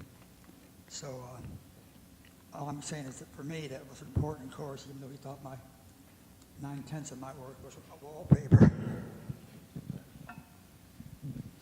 You know, I think what you ask and what Ernie referred to, and this really helped me, and people are always asking, what did you learn most from Bruce Goff? And my minor I was a psych minor, so I always try to find out as much as I can about a client, but BG felt that and taught that all of the arts are fundamentally related, whether it's cinema, dance, photography, architecture, graphic arts, sculpture. In basic elements of composition are common to all of the arts. And so I have a 32-page questionnaire for my residential clients. So embarrassingly, I can tell you that most architects don't know whether their clients are right or left-handed. And I don't know how you can design anything for them if you don't know basic facts. But Goff's feeling was that if you knew, for instance, you have two clients and they both like classical music. One likes Debussy and Stravinsky, and the other likes Beethoven and Bach. One likes something very light and athletic, the other likes something very heavy and monumental. That gives you clues to architecture. So once you develop these clues and you have all of these areas to go to focus your design strength, you're going to come up with something that's different. You're not going to extrapolate something that somebody else did. And I don't think any of us, up here at least, wanted to become architects to repeat what somebody else had already done. And I think that we all had too much respect for Bruce Goff and to try to steal his designs. We had too much respect for Frank Lloyd Wright. He had too much respect for Sullivan. And so it's that ability to try to find that, again, that inner spark that you have. But I think that relationship to all of the arts was really important. It's the one thing that he stressed a lot. Yeah, those lessons that Goff gave us were more like principles of design, which are just of any kind of design, any kind of creative ideas or creativity that people do, all carry these same basic ideas. The basic principles are there. And those are learnable by, in kindergarten blocks. So is Ryan Godfrey here? Yeah? Well, Ryan, you want to ask your question? You've asked it to Mr. Dyson, but if you can make it sort of all the panelists, I think they can all deal with your question. You can go ahead. Oh, come on. It's okay, I forgot what I was going to say. Okay, all right. So so we all acknowledging the author of Ryan back there. His question is, did you audit any courses at the University of Oklahoma?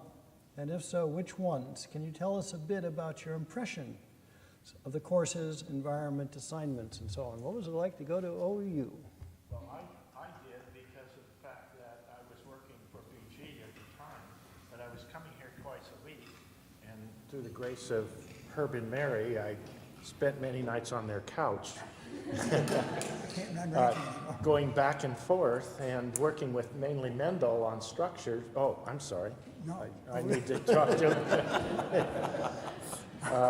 So going back and forth, we called it monitoring classes back then. Now it's auditing classes, and allowed me to do that to continue my education.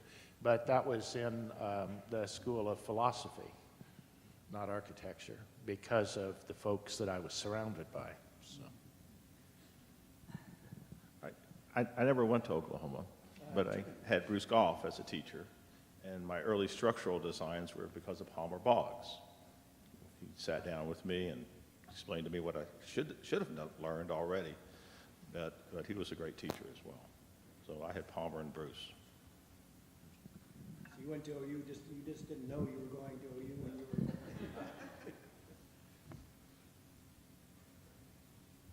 Have any of the two people who actually took courses back then? Did I monitor any of the courses? No, it's more, I think Ryan, you can jump in here, but I think you want to know what it was like to be a student, right? And what the courses were like, and, oh.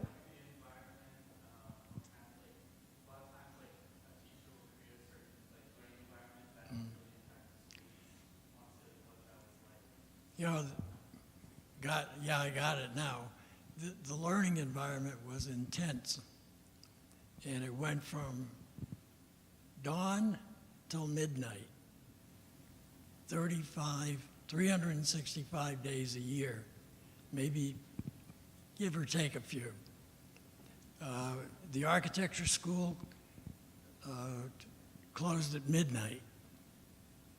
And we locked everything up. We went to Rex's Donut Shop, and there we listened to more stories. So it was a very intense environment, a very intense learning environment, but a very creative learning environment. And perhaps one of the best experiences of my life.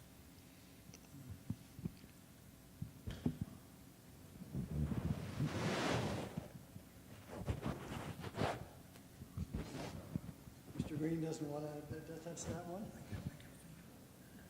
Okay, all right.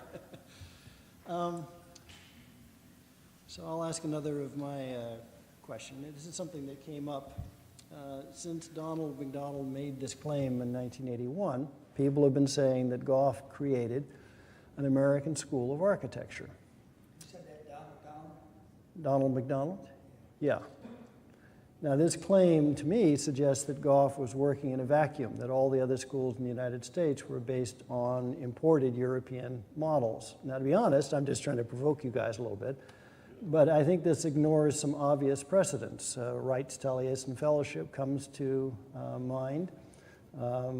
So does Auburn University. And we could go on, it becomes a game, how many you want to name. So rather than working in a vacuum, it seems to me that Goff was working within a larger tradition that includes not only Taliesin, but Soleri's Cosanti and Arcosanti, Auburn's Rural Studio, and we can name other things. So apart from their shared skepticism of the European Academy, these schools share a common commitment to design build as a key to our teaching architecture. Do you think I'm way off base there, or is there something there? Where does Goff's American School fit into the larger picture of teaching architecture in the United States? In other words, if we recreate this, can it only happen at OU and nowhere else because the only place it's allowed to happen? Does it fit, or does it belong in a category all by itself? What are we talking about with the American School? Well, I embraced Don McDonald's voice, and I know Don, he's a good friend. He did some good architecture in San Francisco. And then he became a bridge specialist. He did the Bay Bridge, the new part, and it's nice, it's good. He's done masterpiece bridges around the world now. And that is connected to Bruce Goff, because he admired the school and wanted to come here. He was from Canada, I think Montreal. He was in my first class as a teacher, but he wouldn't listen to me. That's why he went so far, really.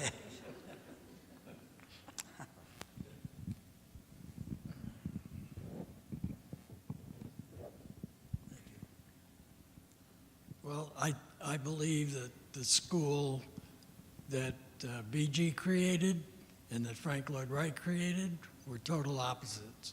Opposites. Yes, total opposites.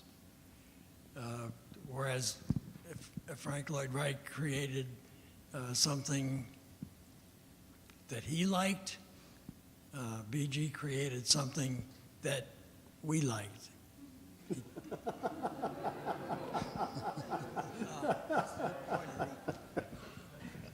I remember talking to Goff about Frank Lloyd Wright, and he thought that he had kind of an inferiority complex. His dad left when he was a teenager, and he was very short. And he has his need for self-importance. It's not to criticize Wright. He's a terrific genius, and Taliesin West is the finest assemblage of buildings I've ever seen in my life. But so you can be a genius and have an inferiority complex.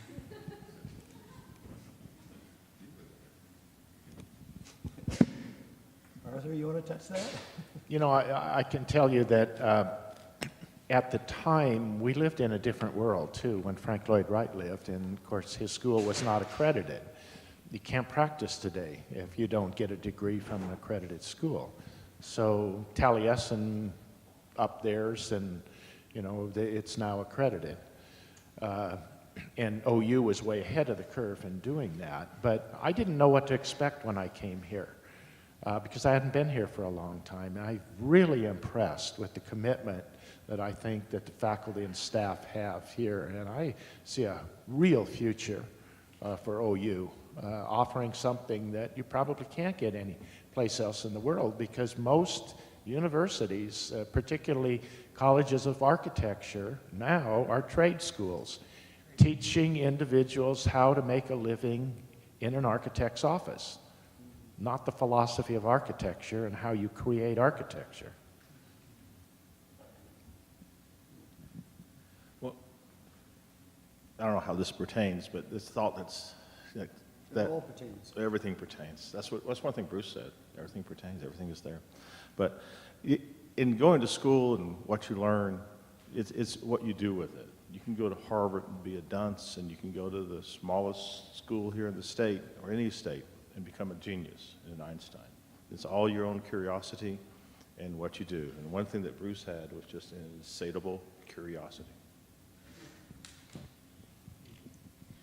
I think, and I think that's very true, that BG had a great curiosity, Frank Lloyd Wright had a great curiosity, and you had mentioned something or asked something about, we all knew students that had great potential, had great talent, but they never seemed to use it. That never manifested itself when they got out into practice.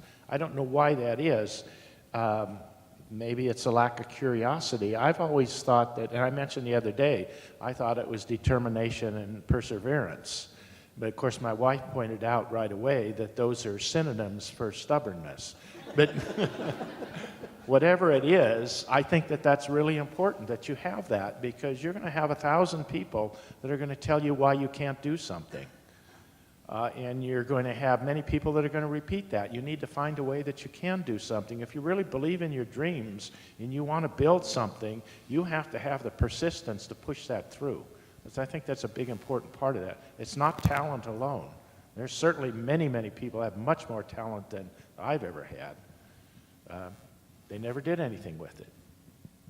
That brings me up to one of God's most talented students. And to me, he was an influence on the Prairie House. He, after college, he went in the Air Force.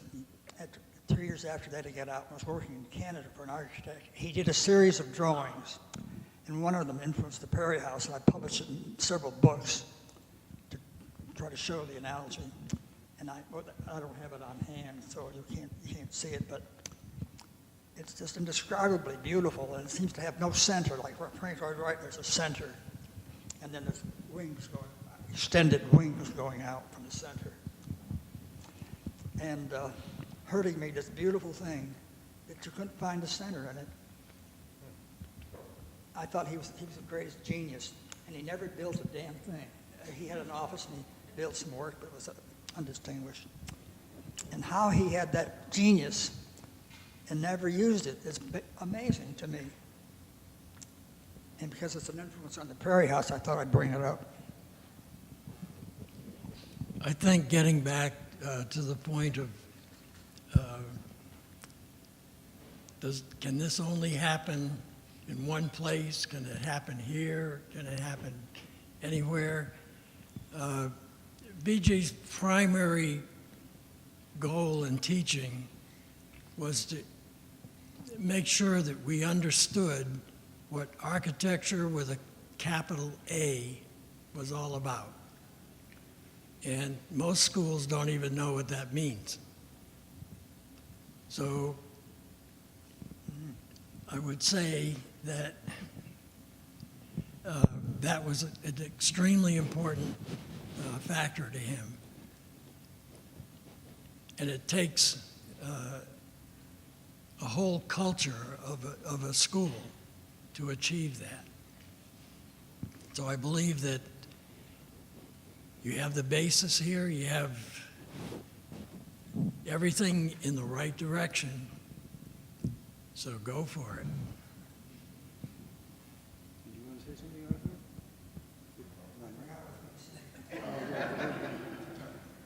So listening to you, I'm a recovering academic, recovering administrator. So these questions are, I think what they're trying to do is a very brave thing, but I think it's difficult because you can't call back Bruce Goff and say, all right, come here and teach, which solves the problem. So my question is really, if he's not here, I mean, I take Ernie's point that it was very different because he wasn't Frank Lloyd Wright, he was Bruce Goff, but that avoids the question. So is it a question of how you teach or what you teach? For school at 8 o'clock in the morning. He left at 11 o'clock and we went to a coffee shop, usually with half a dozen or so students with him. And he said he wasn't going to sleep a third of his life away. So at about 12:30 he left and he went down to his studio. And he had, I think, Bob Faust, who some of you are familiar with, staying with him for a couple of years. Yeah. And where was I? Geez, Lila, I hit that in an old age home.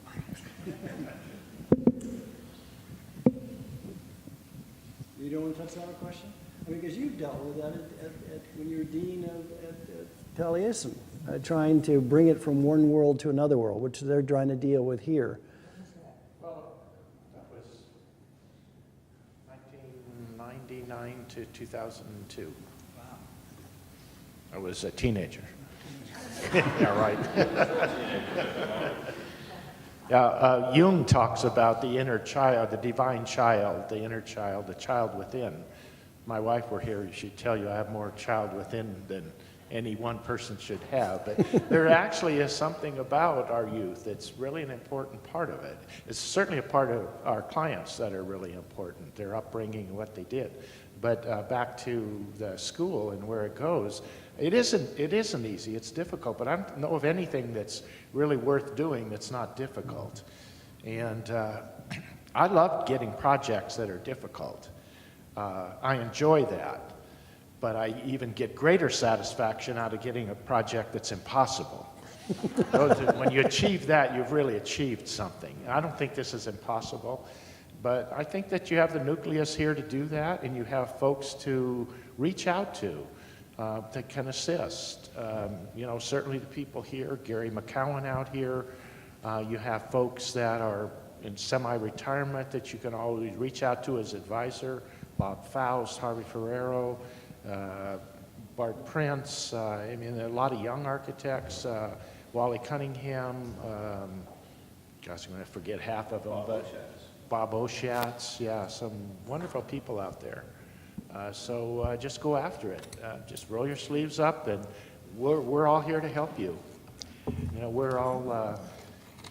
You introduced this, but sometimes you'll go to different places and they'll ask you for a self-introduction. And this sounds funny, but it's not meant really to be funny. It's true. I'm an architect in training. I mean, I've always felt that way. You always learn. That's the great thing about architecture. You're always learning. You're learning more, and you know, about the work that you produce. When I design a project and I finish it, I look at it and I ask myself questions like, what would Herb Greene think of this? What would Frank Lloyd Wright think of this? What would Bruce Goff think of this? Is this worthy, you know, of them? Is it really the best that I can do? Those things are important. So these folks that you look up to are always there. You know, I'd like to come back to the point of, you know, what can you do to create the same environment? Herb remembers, I remember, everybody who walked into the North Campus remembers the impact of the environment that Bruce Goff created. The string on the ceiling, the black Celotex walls, the drawings on the wall. The drawings on the wall are probably the most important thing you could do. I'm looking now at a Faust drawing out there, okay? If all of the drawings that were done during Bruce Goff's time were hung up around this building, this college, things would change overnight. Goff had black painted boards painted on the wall that would hang up student work. And what he did was he hung up not just the good work, but all the students. No, everybody. Everybody's work was hung up. And I never figured out the exact significance of that, but it seemed important.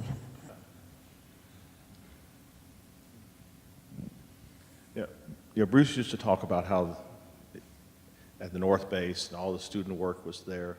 Bob Faust talked about the first time he went in there and he got to see this young man's drawings there, which convinced him to move from Tulane up to OU, and how powerful that was, and the environment that Bruce had created there. I mean, these guys are the living legacies right here of golf, and that's the people that you need. Is you need to continue making those connections to the living legacies. Faust supervised the construction of a couple of golf houses down on the Gulf Coast. Gutman and Ryder houses. I think they got lost in hurricanes. Only One of them got lost in a fire. yeah, one got burned in a fire, and the other one, the son of the owner, is still living there. Oh, really? Yeah. Oh, I got that wrong. Good. Thanks. So I think a part of that whole environment, too, is the way that you conduct yourselves in the school itself. We've all been to critiques. Gary, you know that, at North Carolina. I was at design critique with Robert Campbell and Adele Santos and a lot of the elite from the East Coast schools, and they ripped into students' work. I think they ripped the projects apart, and so these are final students presenting their work in front of their parents, their grandparents, their siblings, and these are students that are ready to go out into practice. Goff was very good at not giving anybody false hope, but finding something good in that project and telling them to take that part of that and expand that, but not to run folks down. Give them the confidence to reach out and do something.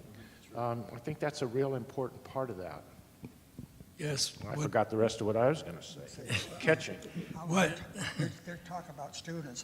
Go ahead. Jim Gresham was a student, I think, who was from Michigan or thing. Anyway, we had the same apartment together, and he was a very talented architect. He went to Tucson and did 2 parking structures for the university and 2 other large buildings for the University of Arizona. And Jim he won the Rome Prize, and Goff and Wright didn't like that idea. They didn't like the influence of the Renaissance, European Renaissance at all. So I just downplayed it. But he came back, and he did a small room. I forget what the purpose of it was, but it was very beautiful. Fine textured ceiling, which was draped, and the walls were also suspended.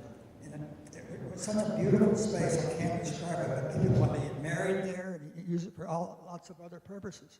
And it was about, an eighth as large as this space is. I'd like to make the point that BG eliminated the crit, the architectural crit, which was in existence for many years and probably exists in many schools today. If somebody criticizes your work, well, that was unheard of. Instructors never told you one way or the other. In my interview this morning with Luca, I made the point that one of the instructors came over to a student who was working on a drawing on a watercolor, and he didn't like the way it was going. So he said, hey, give me a brush, any brush. And the student handed him an architect's desk brush.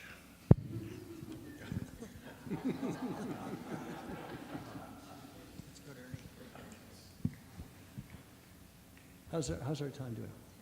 About 10 more minutes. So the next question is, Jose Aguirre, is Jose here? No? Is Emily here? Emily's back there, hiding back there? Well, they asked very similar questions, so I'm going to combine their questions into one. One was for Art Dyson, the other was for Nelson Brackin, but it really applies to everybody, so I'll generalize it. part of what we're talking about is regionalism, of a sense of place and being grounded. So one way or another, you guys all ended up in Oklahoma or Texas, but I mean, you were here. But you've also lived in all parts of the country. You've been lived all over, California, New York, so on. Why did you decide to live and practice where you did? I mean, why did you came here, then you left here? Does it matter where you work? What? You talking to me? Yeah, Fresno. Well, I ended up, actually, when I was married, we moved to Carmel, which is on the coast, beautiful place, and hardly any work there, but there was work in Fresno, so we were on our way to Fresno. I grew up in Southern California, so I was a beach boy, and my wife grew up in the Bay Area, so we're both coastal people, and we moved there for what we thought was going to be a year, and that was decades ago. Never got out of there. It was really interesting because I work in an area that has an agricultural base. So I work with folks that work in the fields and work in the, it's an interesting economy. John Lautner and I would get together often. He had a little place in Three Rivers. And like I was telling you, we like to go out and we'd go up to Sequoia National Forest and tell stories to each other. And John thought that I was very fortunate because I worked with people that were grounded. They were farmers and they understood the earth and they produced something valuable. I thought he was really fortunate because he worked in an artistic community, he worked in Hollywood. And there were folks that understood the arts and wanted something more expressionistic. And he felt that they were all superficial and phony people so you work with what you have. It always looks a little more flattering in another area. One of the areas for me that was not the greatest is that it's very conservative, very traditional. So it was very hard for an architect that does something different to practice there. I probably wouldn't have chosen that again, but it did work out. So there are ups and downs to.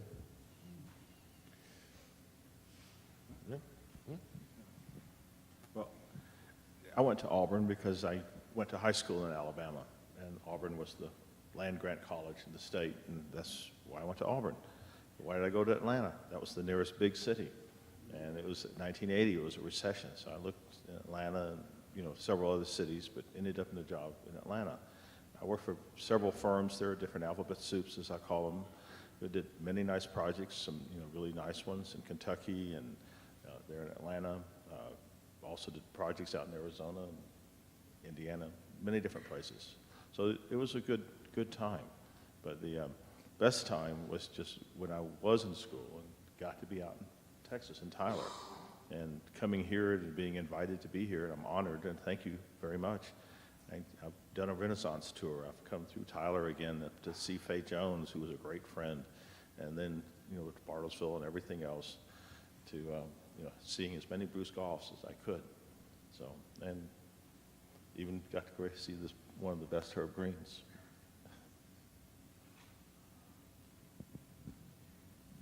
I remember being in Los Angeles working for John Lautner. He had his office in a four-car garage. His office was down below, and upstairs was enough space for, we had beds. Alvin Wiley, who was from Taliesin, was there, and John wouldn't pay us anything, but what was so great about it is he had a two-door coupe, an old car, with a long trunk, and he took us, Alvin and I got in the back and held up the trunk door with a 2x4. And then he'd drive us all over Los Angeles. But what I remember architecturally about Lautner is that he did a house that was on a kind of a peaky place, and the house was painted sort of dark brick red. And one of the walls slid open. You could open it out, it's about 12, 15 feet wide, and open it up to the countryside, open it up to the atmosphere. And he did a rectangular house at the beach site south of Los Angeles. Same thing, front wall about 25 feet wide, but could swing out. And I'd never seen that done before, and I liked it. Well, I left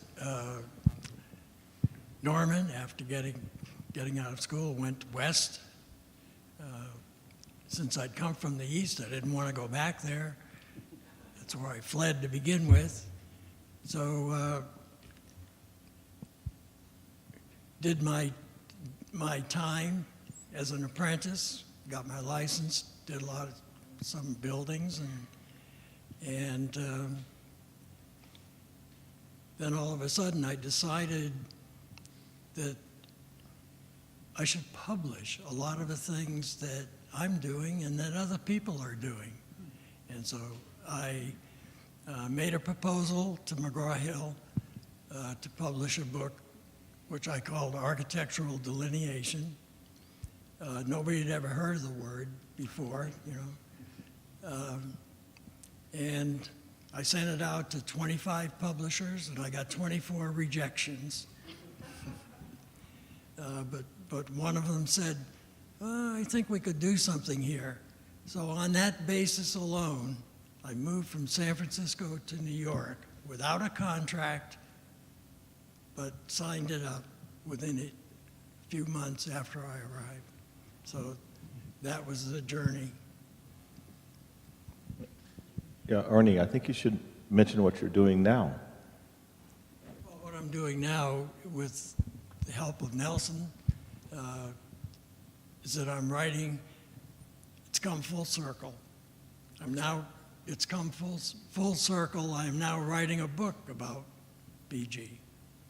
Bruce Goff's design vocabulary, synthesis of music, art, and architecture. So that'll be available starting June 8 on Mr. Goff's 115th birthday.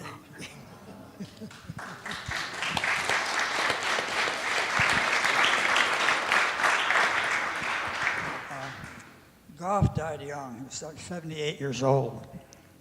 And he put his cat in the refrigerator.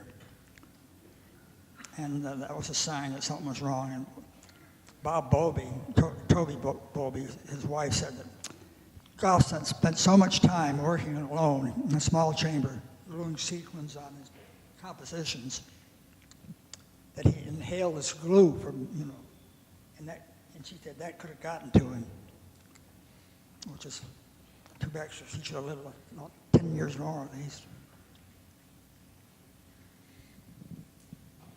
So reading between the lines of your answers to the student's question, it sounds like there's a paradox here. In other words, where you practice matters, but it doesn't matter. It really matters what you do wherever you are. So it doesn't have to be here. It doesn't have to be in California. There's probably some places where it may be easier to do, but you just make it work. If you can make it work in Fresno, you can make it work anywhere, isn't it? Yeah, right? That's true. We were talking earlier, too, about the fact that if you wait for the ideal client to walk through your door, that's never going to happen. If you were looking for a client that's got all the money in the world and wants you to be as creative as possible, you'll be waiting your entire life. You do what you can with what you have, and you always want to lead your clients forward. You want to give them something more than they came in for. And a lot of times that's trying to convince folks that they are special, that they deserve something better. When I started my practice, very few people knew who I was. Once they started seeing the work and I became identified with what I did, often they would come in and say right away, well, we're just average people. We don't want anything too different. And you almost have to turn that around. You almost have to hold a mirror up to them, and when they come in and say, hey, don't say any more. When they say, we've seen your work, you're so average, you wouldn't want anything different. And, kind of almost throw that back at them. But it's really important to let people know that they are special and that they need something above what an average person lives in. Yeah, I think Bruce said that pretty good. when he talked to Mr. Comer asked him what style house he was going to do. This was in Dewey, Oklahoma. And he said, well, the Comer style. Yeah, the Comer style. They came in off the street, Yeah, and and it was good. yeah, it's spectacular. It's being restored now, and it's just Miss Naylor is doing a perfect, wonderful job there in the house. I got to see things that the skylights that have been closed over. She's reopened them and got them secured again. Excellent, excellent, excellent. And seeing some of the things I got to see in the Comer house, reminds me that one of Goff's great things was he was always creating a surprise. He was creating a sense of mystery about the space and a surprise. So every day that you were living in it, every time you got to see it or experience it, there was always something new. Well said. The Comer house was symmetrical, and inside it was a pleasant plan, but outside, he had a big carport suspended, which really had contrast, but still related. But it surely had surprise. I think with apologies to the students and questions I didn't get to, because some are very good questions here, but they should ask their questions of them individually. I think Stephanie's looking at me signaling that we're going to end on this, so let's thank the panelists.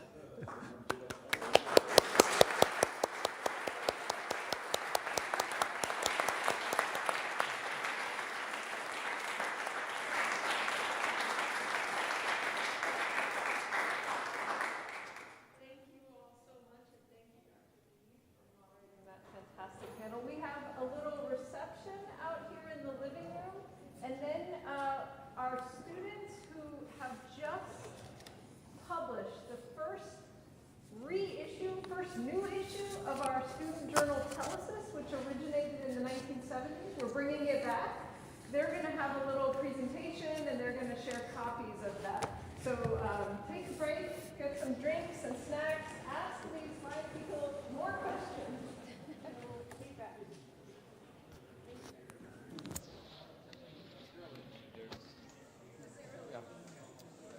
You want to deconstruct me, or is somebody else going to do that? I don't want to forget this and just walk off with your... Thank you.